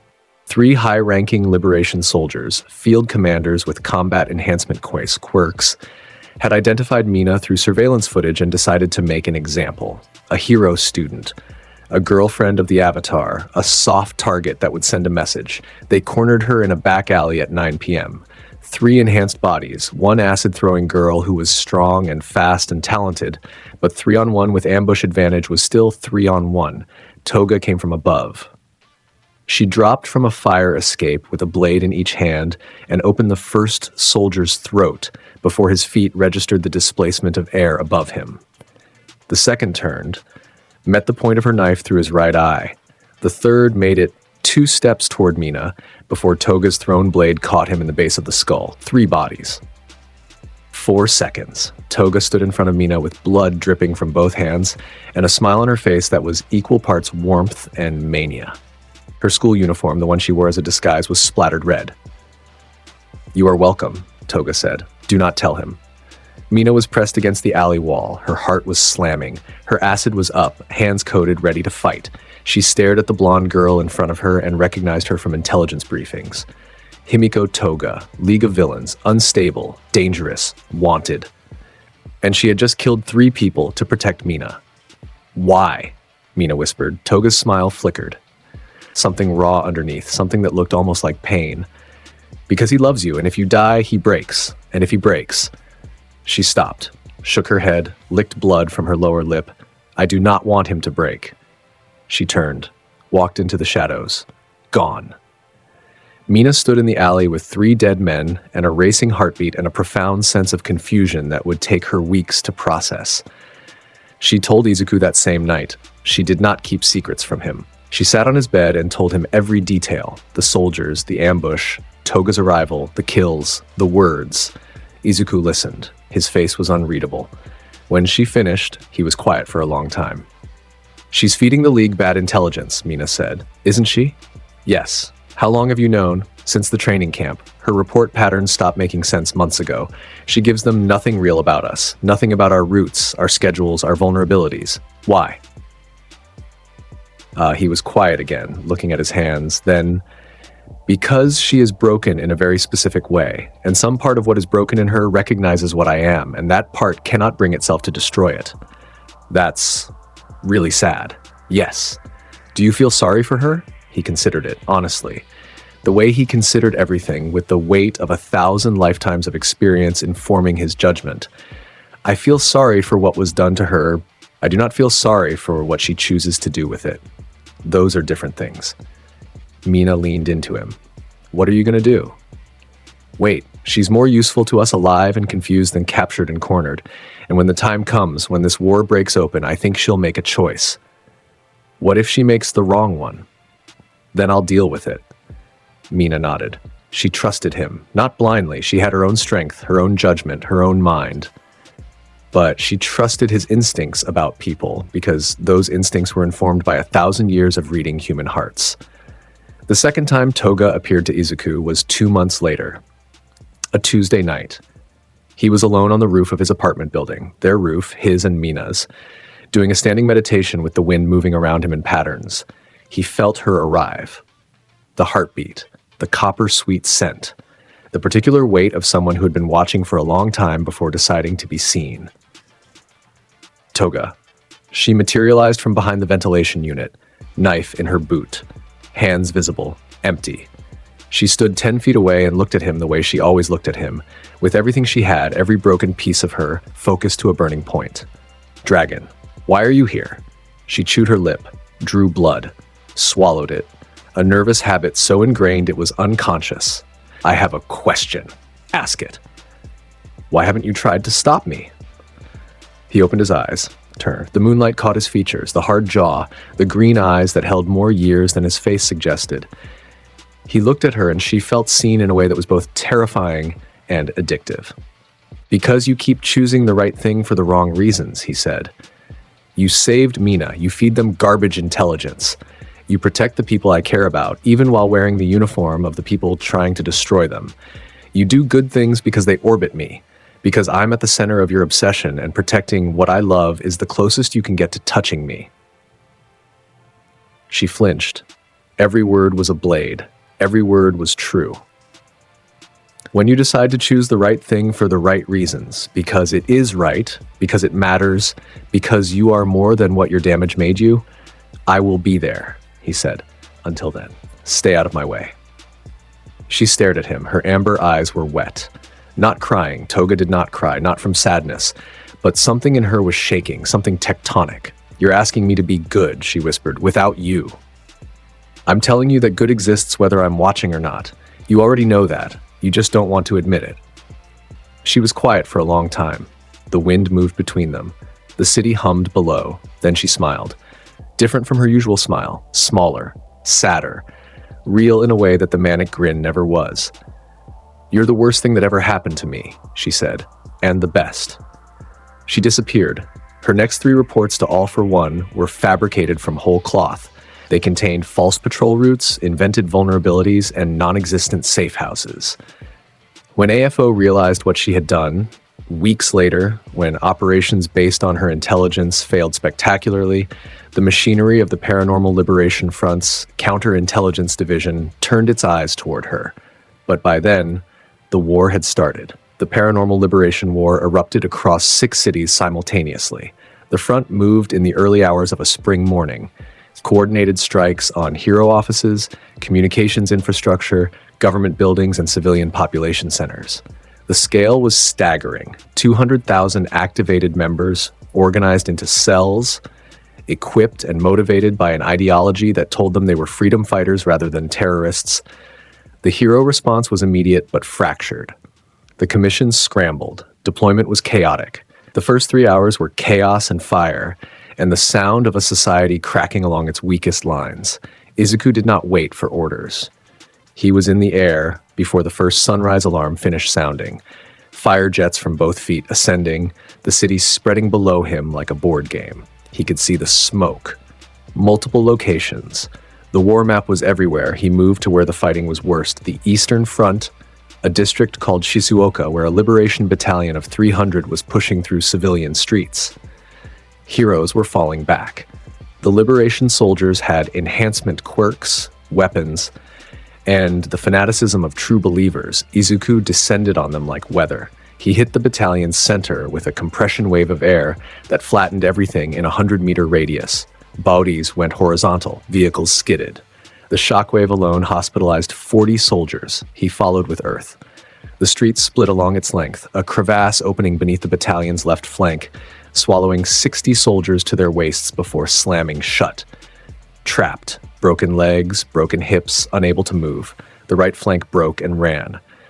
Izuku let them. They were heading straight into a police cordon 2 blocks away. The center held, officers, hardened fighters.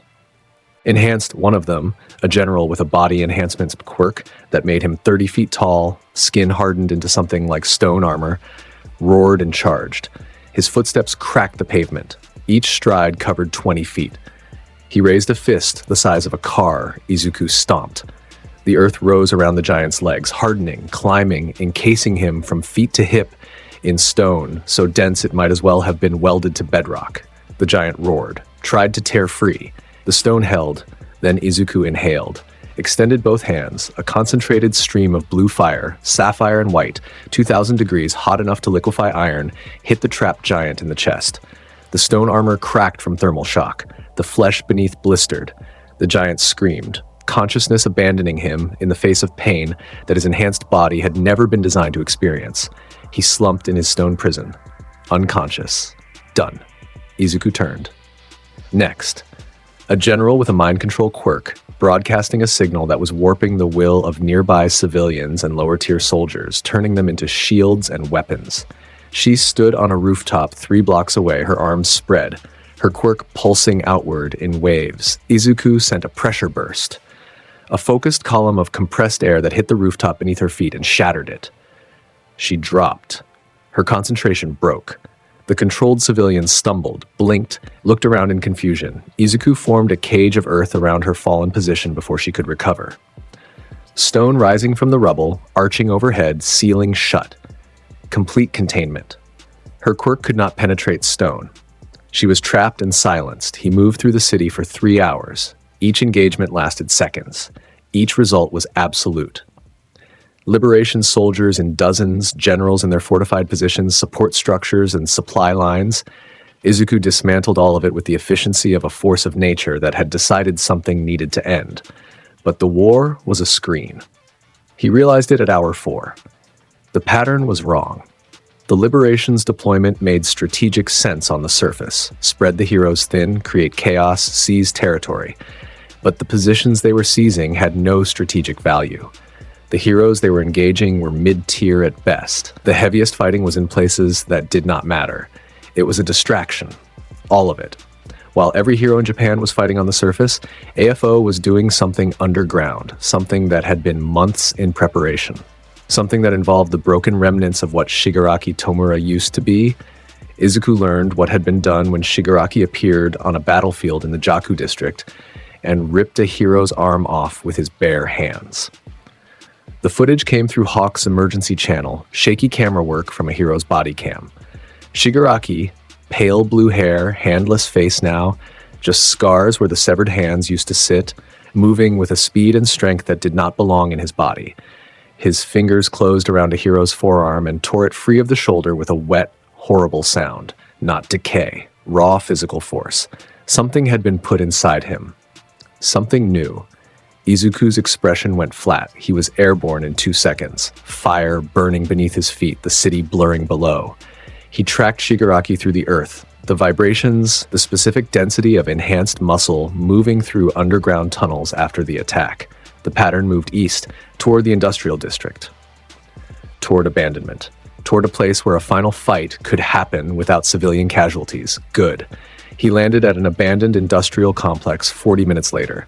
Smokestacks and rusted metal, empty parking lots covered in weeds, the kind of place the world had left behind. Shigaraki was inside. Izuku could feel him. That enhanced heartbeat, that body carrying a power that was not native to it. He walked through the main gate without pausing. The factory floor was enormous. High ceilings, concrete pillars, broken machinery, half-collapsed catwalks overhead. And in the center, standing under a shaft of light from a broken skylight, was Shigaraki Tomura. He looked different, harder. The nervous scratching was gone. The childish twitch was gone. Whatever AFO had done to him, the surgery, the conditioning, the quirk transplant, had remade him into something focused. Something sharp, a weapon wearing a familiar face. He looked at Izuku. His red eyes held nothing of the sobbing wreck from the USJ, nothing of the man-child who had crumbled when his decay was taken. This Shigaraki was a blade. Honed. Aimed. Avatar, Shigaraki said. His voice was different too. Deeper. Steadier. You know what happens now, Izuku said. I know what you think happens. Shigaraki rolled his shoulders. The sound of enhanced muscle and bone shifting was audible. a grinding mechanical sound. He rebuilt me, stronger than before, faster. The quirk he gave me isn't decay. It's something else, something physical, something you can't erase from a distance. You're wrong about that. Am I?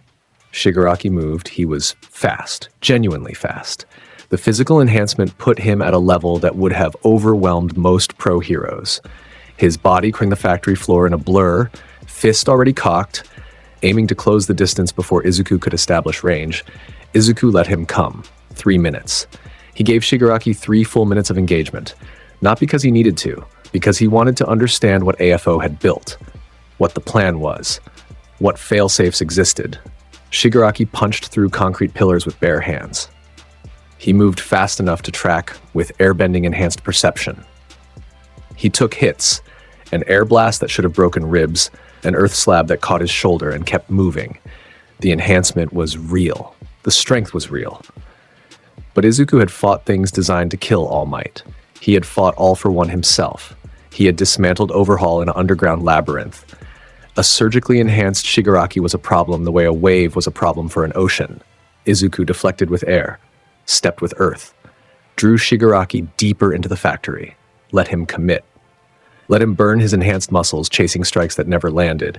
When Shigaraki fully committed, a rushing tackle, every enhanced fiber driving forward, maximum velocity, maximum force, Izuku dropped, both hands, hit the factory floor. The earth obeyed. An entire section of flooring, 20 tons of reinforced concrete, ripped free and launched horizontally at Shigaraki with the mass of a truck at highway speed. It hit him center mass. He went through 2 support columns. Part of the ceiling collapsed on top of him. He emerged from the rubble, bleeding from the forehead, one arm hanging wrong, still standing. Izuku's eyes went white. The avatar state, everything changed. The ambient air pressure in the factory doubled. The metal walls creaked inward. Dust lifted from every surface. The light from the broken skylight bent around Izuku's body as the atmosphere warped. He raised both hands. Compressed air erupted from every direction simultaneously, above, below, left, right, behind, in front. A vice of atmosphere, invisible and absolute. Shigaraki's body locked in place. His enhanced muscles strained against nothing, against the air itself, compressed to the density of steel, holding him from every angle. He roared, pushed. The enhancement gave him strength that would have shattered a normal compression field. But this was the avatar state. This was not normal anything. Izuku walked toward him. Shigaraki's eyes were wild, panicked. The blankness was gone. Underneath the weapon, underneath the surgery and the conditioning, there was still a broken man. Still someone who had been used his entire life by someone who called it love. Izuku pressed one hand to Shigaraki's chest. Green and gold light erupted. Energy bending. The copied quirk, whatever AFO had installed in Shigaraki's body, tore free. Izuku felt it. A strength enhancement, layered, complex, bonded to Shigaraki's nervous system through months of surgical conditioning. It resisted, not like a natural quirk, it was foreign to Shigaraki's body, grafted rather than grown. It came free harder, rougher. Shigaraki screamed, the light burned for 12 seconds, then it faded. Izuku released the compression field, released Shigaraki, he hit the ground, hands and knees, gasping, shaking, trying to stand and finding that his body, without the enhancement, was just a body, human, frail, empty. For the second time in his life, Shigaraki Tomura was quirkless. Izuku stood over him. His voice carried the resonance of the avatar state, his own voice and 1,000 beneath it. Every time, he said, every single time you stand up, I will knock you down. It does not matter what he puts inside you. You are done.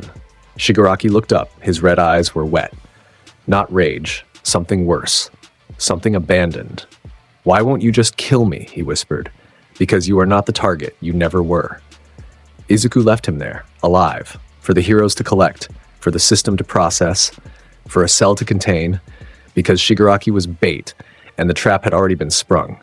Izuku stood outside the factory. The sky was dark. The sounds of war still echoed from across the city. Distant explosions, sirens, the hum of conflict. His phone buzzed, a message from Todoroki. AFO at UA, he has Ashido. Come now. The world went white at the edges. Not the avatar state. Rage. Pure, clean, blinding rage that came from a place deeper than any past life. From the part of Izuku that was only Izuku, only 17, only a boy who loved one person more than anything else in existence, he launched skyward on twin jets of blue fire so intense they scorched the factory roof as he ascended. The city blurred beneath him, 5 miles. 10. The distance between the industrial district and UA's campus collapsed under the force Izuku's speed. Airbending reducing air resistance to 0, firebending providing continuous thrust, his body cutting through the atmosphere like a bullet. He covered 15 miles in 43 seconds. UA's campus appeared below him. The barrier was intact. Barely. He could see scorching on the outer walls. He could see heroes mobilized. Aizawa's capture weapon visible from the air, Midnight positioning near the entrance, Cementos raising barriers, and in the courtyard. In the center of it all for one, standing, waiting. His scarred face turned toward the sky, toward Izuku's approach, tracked through senses that had nothing to do with sight, and 6 feet above the ground beside him, suspended in an invisible field, a gravity-dampening quirk, likely stolen, likely ancient, was Mina Ashido. Her arms were pinned at her sides, her legs immobilized, but her chin was up, her gold eyes were open. She was looking at the sky. She was looking for him. Izuku crashed into the courtyard like a meteorite. The impact cratered the tile, a 10-foot radius of shattered stone from the force of his landing. He stood in the center of it, fire still burning from his hands, lightning crawling across his arms, his eyes fixed on AFO with an intensity that made the air between them vibrate. Mina looked at him from her suspension. Her expression shifted. Not relief, something harder. Something that said, "I knew you'd come, and I'm not afraid." "Took you long enough," she said. AFO smiled. That terrible, patient smile of a man who had been building toward this moment for months. "Hello, Avatar." His pleasant voice carried across the courtyard. "I believe we have unfinished business." "Let her go." "Of course." AFO released the gravity field. Mina dropped, landing on her feet, stumbling, catching herself.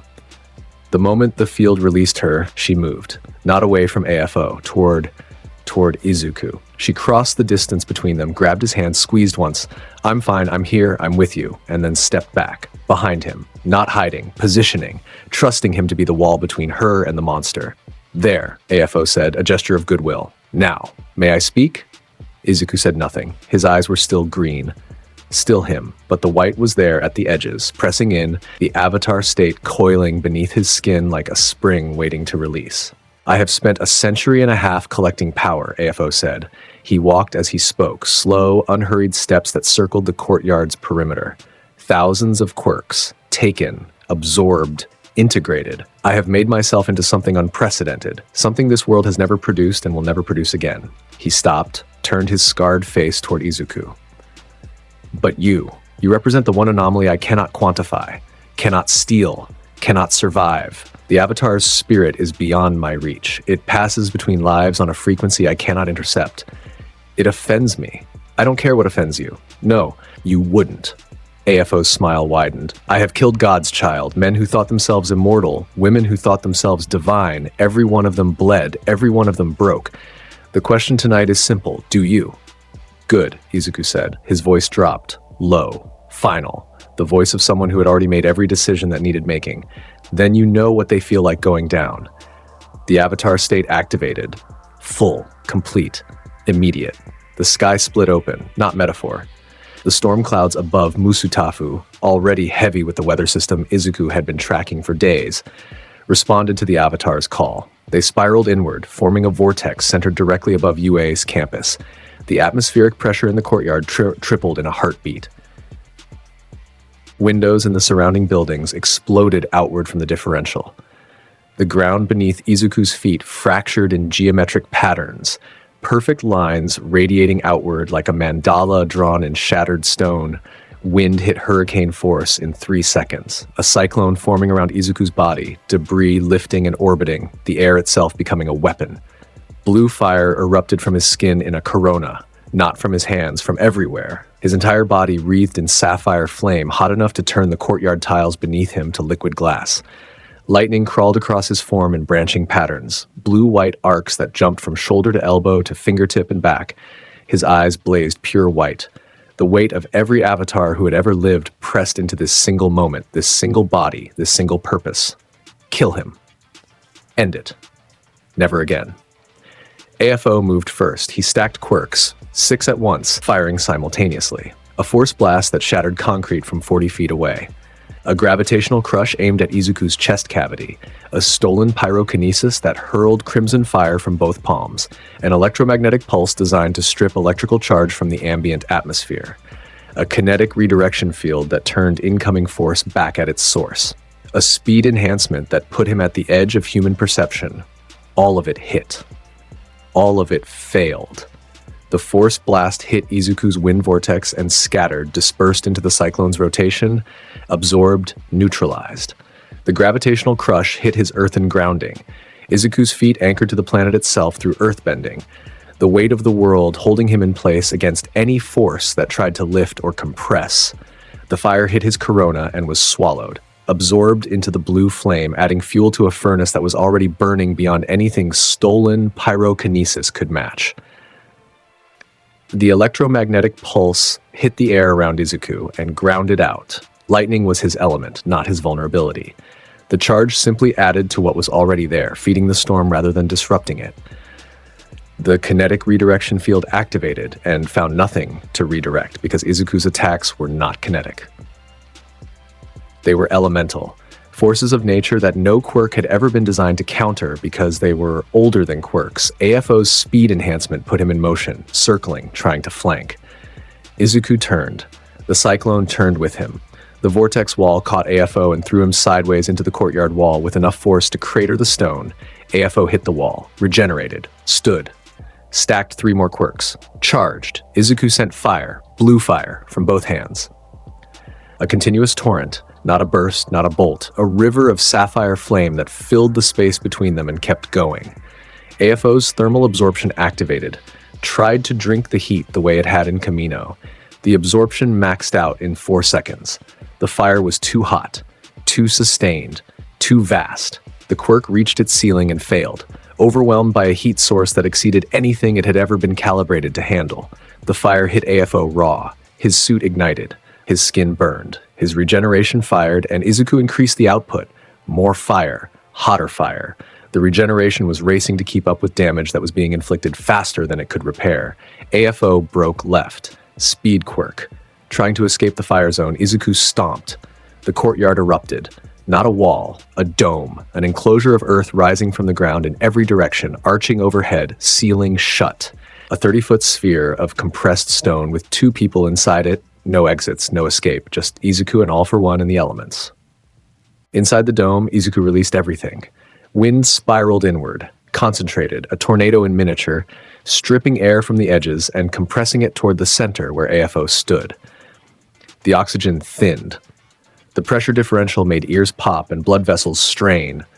Earth rose from the floor in spears, stone lances erupting from every direction, closing in, giving AFO nowhere to stand that was safe for more than a second at a time. Fire lined the inner walls of the dome, turning the stone red, then orange, then white. The interior temperature climbed, 200 degrees, 500, 1,000. The dome became a kiln, and lightning. Izuku reached up, through the stone, through the atmosphere, connecting with the storm above.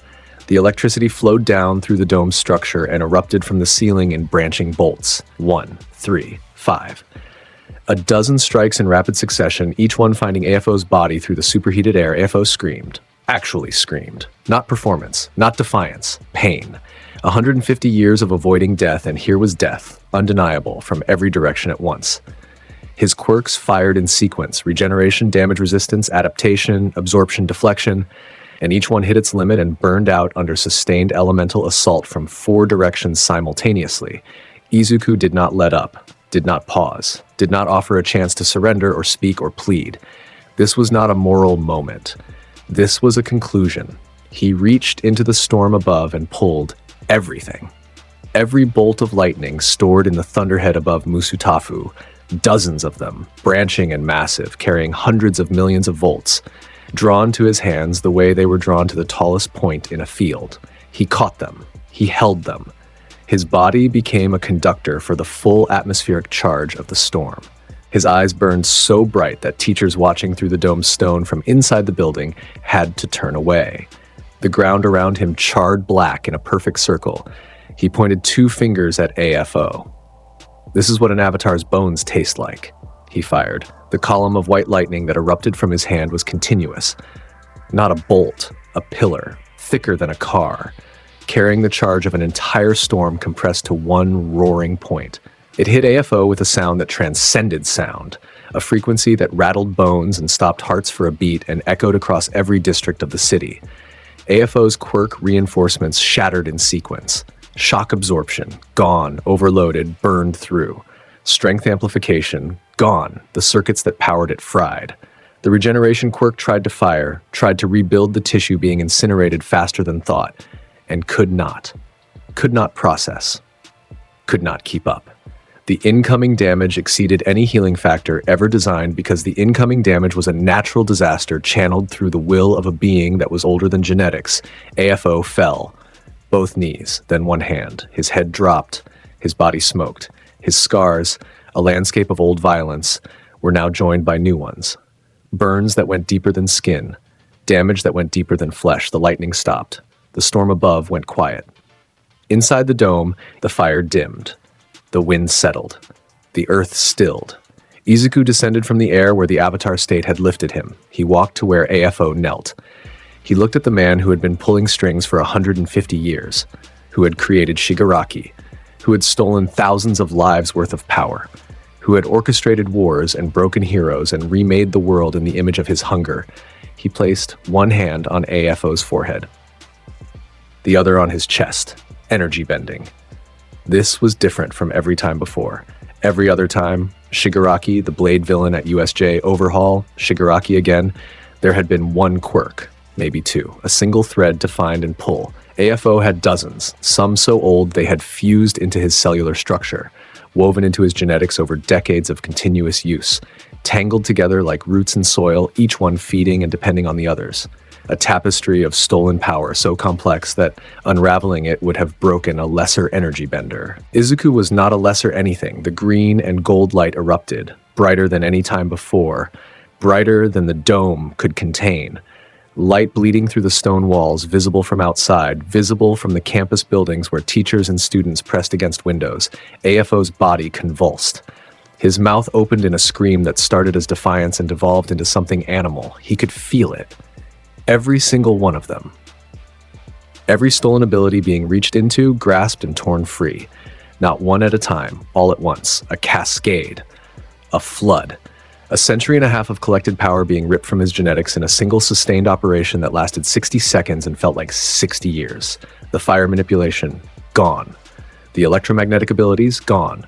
The regeneration that had kept him alive past human limits, gone. The strength enhancements, gone. The force quirks, the speed quirks, the absorption quirks, the redirection quirks, the sensing quirks, the all-for-one quirk itself, the one that allowed him to take others.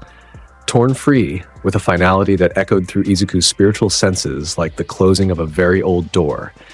Each one that left him made the light flare brighter. Each one was extinguished permanently, not suppressed, not blocked, destroyed at the genetic level.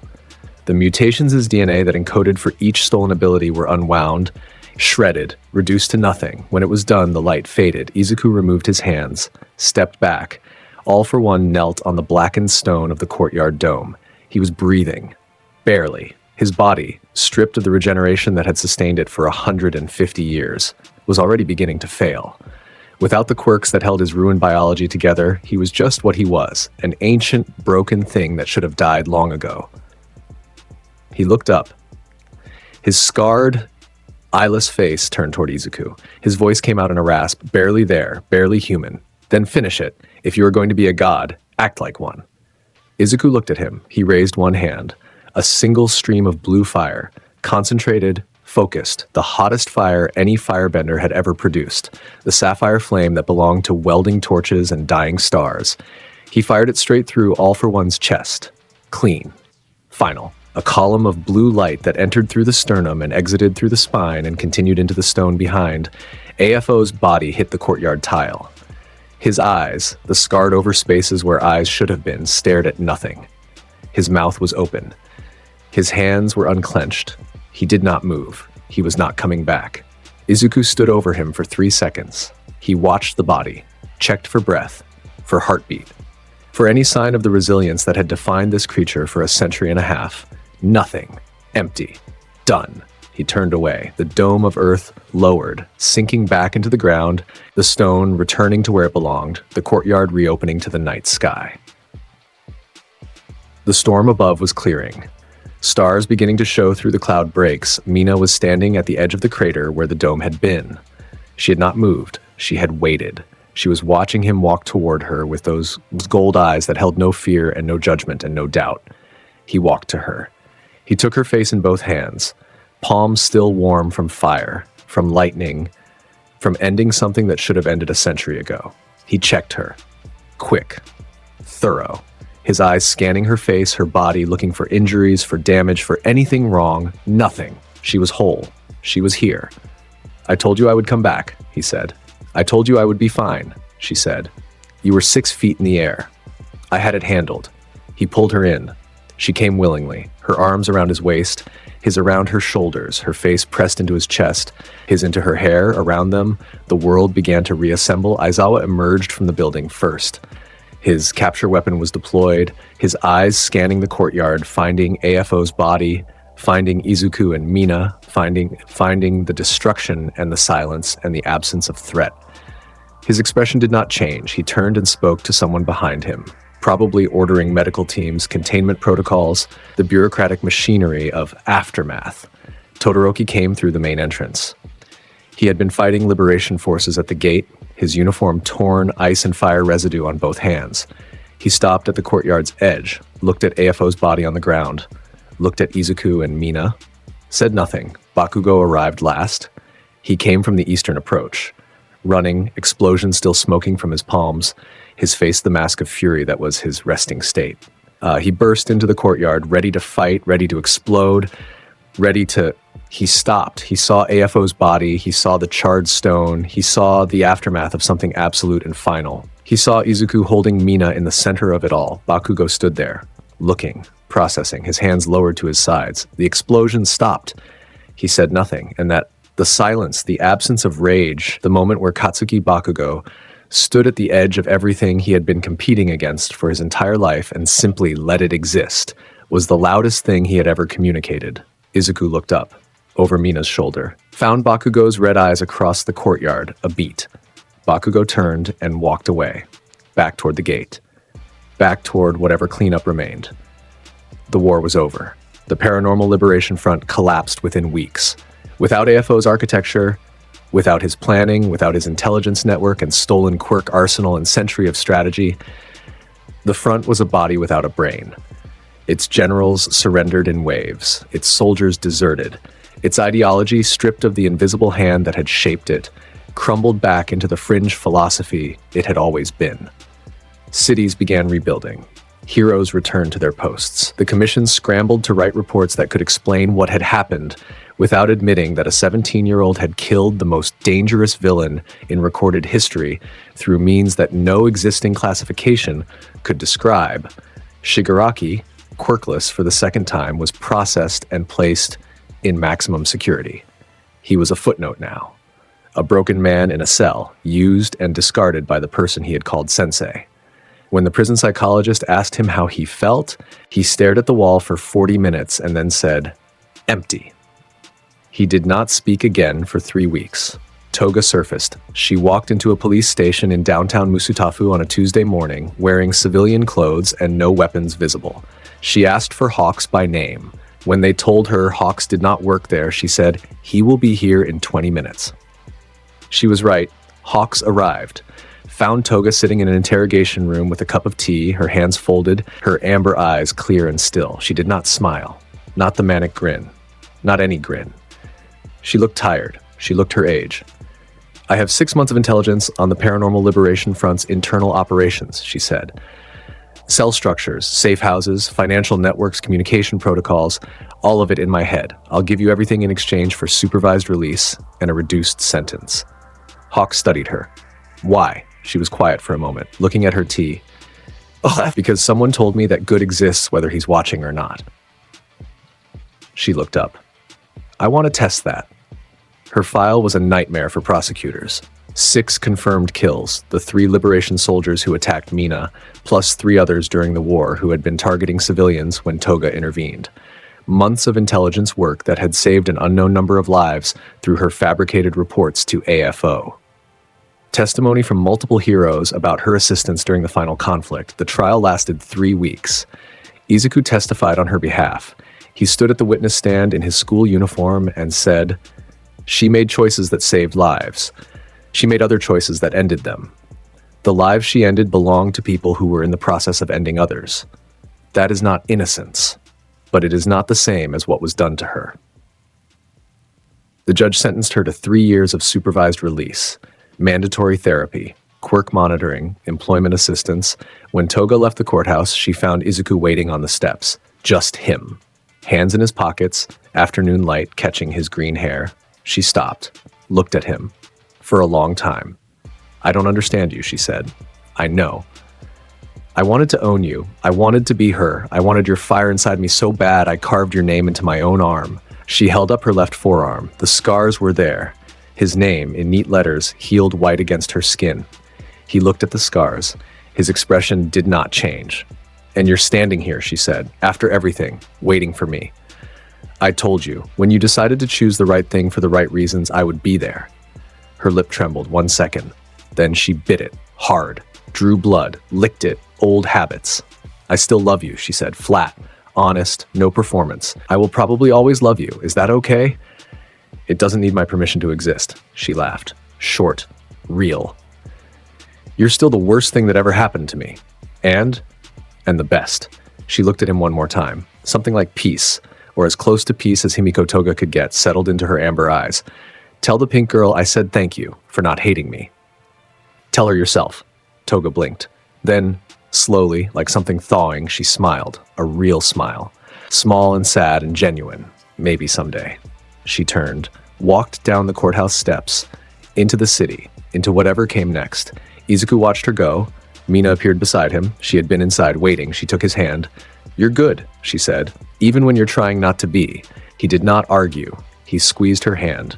They walked home. The hero commission, everything. A ranking, top 3, immediately. A title, something grand, something that matched the scale of what he had done. A salary, a full hero agency portfolio with government backing and unlimited resources. He declined every single classification. "I'm the avatar," he told the commission representative who visited UA to make the offer in person. "There is no form for that. There is no ranking. I am not above the other heroes or below them. I am something else. Mr. Midoriya, with respect, the public needs heroes who show up, not titles." The representative left with nothing signed. The commission spent 3 weeks drafting a new framework, unclassified heroic entity, that amounted to official recognition without official rank. Izuku did not read it. He did not need their permission to do what he had been doing since he was 4 years old. He graduated UA at 18. Top of his class. Mina graduated beside him, 6th in their year, her acid mastery and combat record earning her offers from 12 agencies. Bakugo graduated 2nd, Todoroki 3rd, Ida 4th. The class that had survived the USJ, the training camp, the war, and everything between, they walked across the stage together. Older. Harder. Riel Izuku's graduation speech was 4 sentences. He stood at the podium, looked out at the audience, families, teachers, heroes, media, All Might in the front row, his mother beside him, crying already. "This school taught me that heroes are people who choose to stand between harm and the innocent. It did not teach me how to fight. It taught me who to fight for." He paused. "The world does not need a symbol. It needs people who actually show up." He stepped back. Silence. For 2 seconds. Then Bakugo in the 3rd row, staring at the ceiling like he was having an internal argument, jaw tight, fists clenched, started clapping. 1 clap, 2. Then his hands moved faster, his jaw unclenched. He did not look at Izuku. He looked at the ceiling, and he clapped. The rest followed. The audience rose, the sound filled the hall. All Might in the front row had tears running down his skeletal cheeks. He did not wipe them. He just clapped and smiled. Mina found Izuku backstage. She grabbed his tie and pulled him down to her height and kissed him in front of everyone who happened to be in the corridor. 4 sentences, she said against his lips. "I said what I needed to say. You're the most extra person alive, and you gave a 4-sentence speech. Quality over quantity. She kissed him again. I love you. I love you too, Pinky. Don't call me Pinky at graduation. Okay, Pinky. She bit his lip. He laughed. 10 years passed. The world healed. It healed the way the earth heals after an earthquake, slowly, with scars, with new growth pushing through the cracks. The hero system reformed. The commission was restructured under new leadership that prioritized transparency over control. Crime rates stabilized. Society found its balance. Izuku Midoriya did not become the #1 hero. He did not become a ranked hero at all. He existed outside the system, responding to threats that exceeded normal parameters, appearing where he was needed, vanishing when the work was done. The public called him the Avatar. Not a title he chose, just what he was. Just the truth. He and Mina married at 22. A small ceremony. Family and friends. Their class. All of them. Even Bakugo, who stood in the back row and left before the reception but showed up, which was the point. Toga was not invited. She sent a gift anyway. A handmade knife sheath with their initials burned into the leather, which was simultaneously the most bizarre and most Toga wedding gift imaginable. Mina kept it on a shelf. They bought a house in Musutafu. Small. A yard. Close to Izuku's mother. Close to the school where Mina would eventually teach part-time, passing her acid knowledge to a new generation of hero students. Their first child was born when they were 23. A boy. Green hair. Izuku's shade. Vibrant and wild. Gold eyes, Mina's, bright and curious. They named him Haru. When Haru was 6, he sneezed and the curtains in the living room blew sideways. 2 picture frames fell off the wall. The cat hid under the couch for an hour. Izuku looked at his son, looked at the curtains, looked at Mina. That's airbending, he said. Mina covered her mouth with both hands. Oh my God, Haru started crying. I didn't mean to. I'm sorry. I broke the pictures. Izuku knelt in front of him, took his small hands. Hey, look at me. Haru looked. Green hair, gold eyes, tears on his round cheeks. You did not break anything that matters, and what you just did, that wind, is nothing to be afraid of. It's part of you. What is it? Something I'm going to teach you about, starting tomorrow. Haru sniffled. Promise? Promise. Their second child arrived when they were 24. A girl. Pink skin, Mina's shade, warm and bright. Green curly hair, a combination that drew stares and smiles everywhere they went. Wild personality from day one. They named her Sora. Sora manifested at 3. Not bending, acid. Faint, harmless pink bubbles that appeared in her palms when she laughed. They popped against her skin like soap and left no mark. She was delighted by them. Spent hours producing them and popping them against Haru's face while he protested. On a Saturday morning when Haru was 7 and Sora was 4, Izuku sat in the yard with both of them, cross-legged.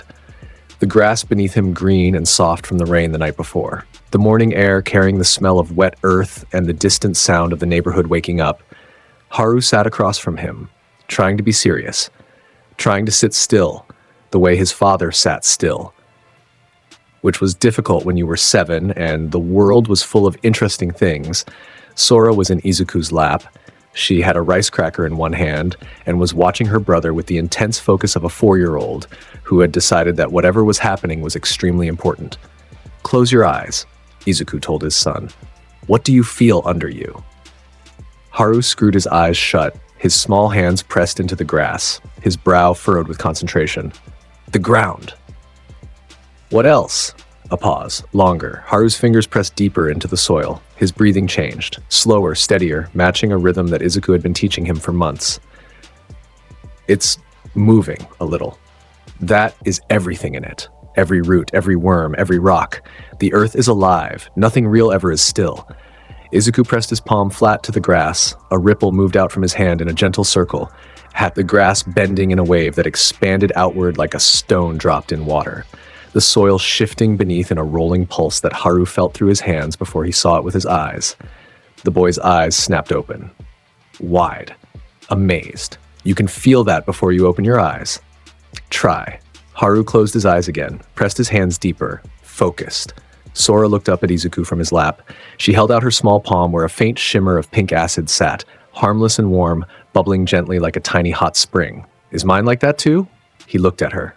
His daughter.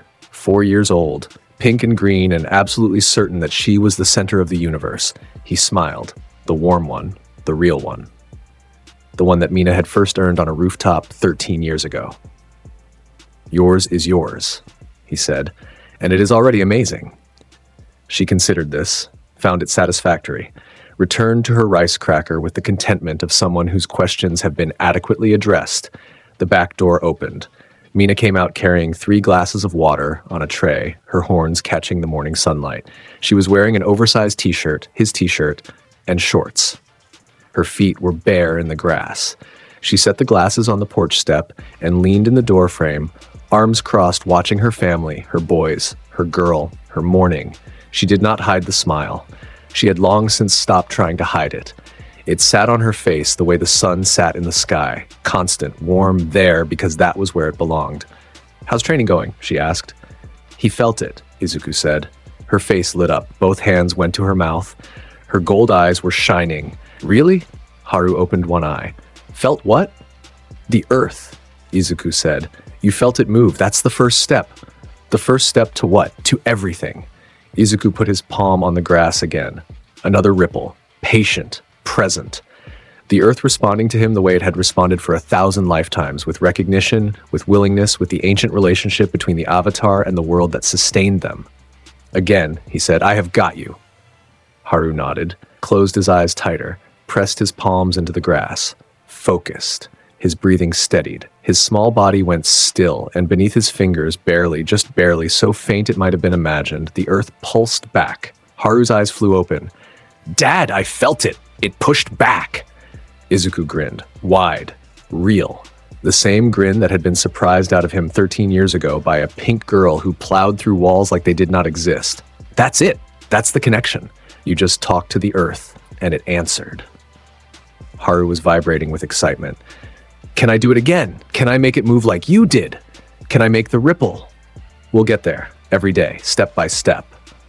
"What about me?" Sora demanded from his lap, rice cracker forgotten. "I want to talk to the earth too." "Your conversation is different," Izuku said. "Yours is with yourself. Your acid comes from inside. We'll learn how to listen to that too." "When?" "Starting now if you want." "Yes." Mina sat down on the porch step, glass of water in hand, watching. The morning sun was warm on her pink skin. The yard was green. The sky was clear for the first time in a week.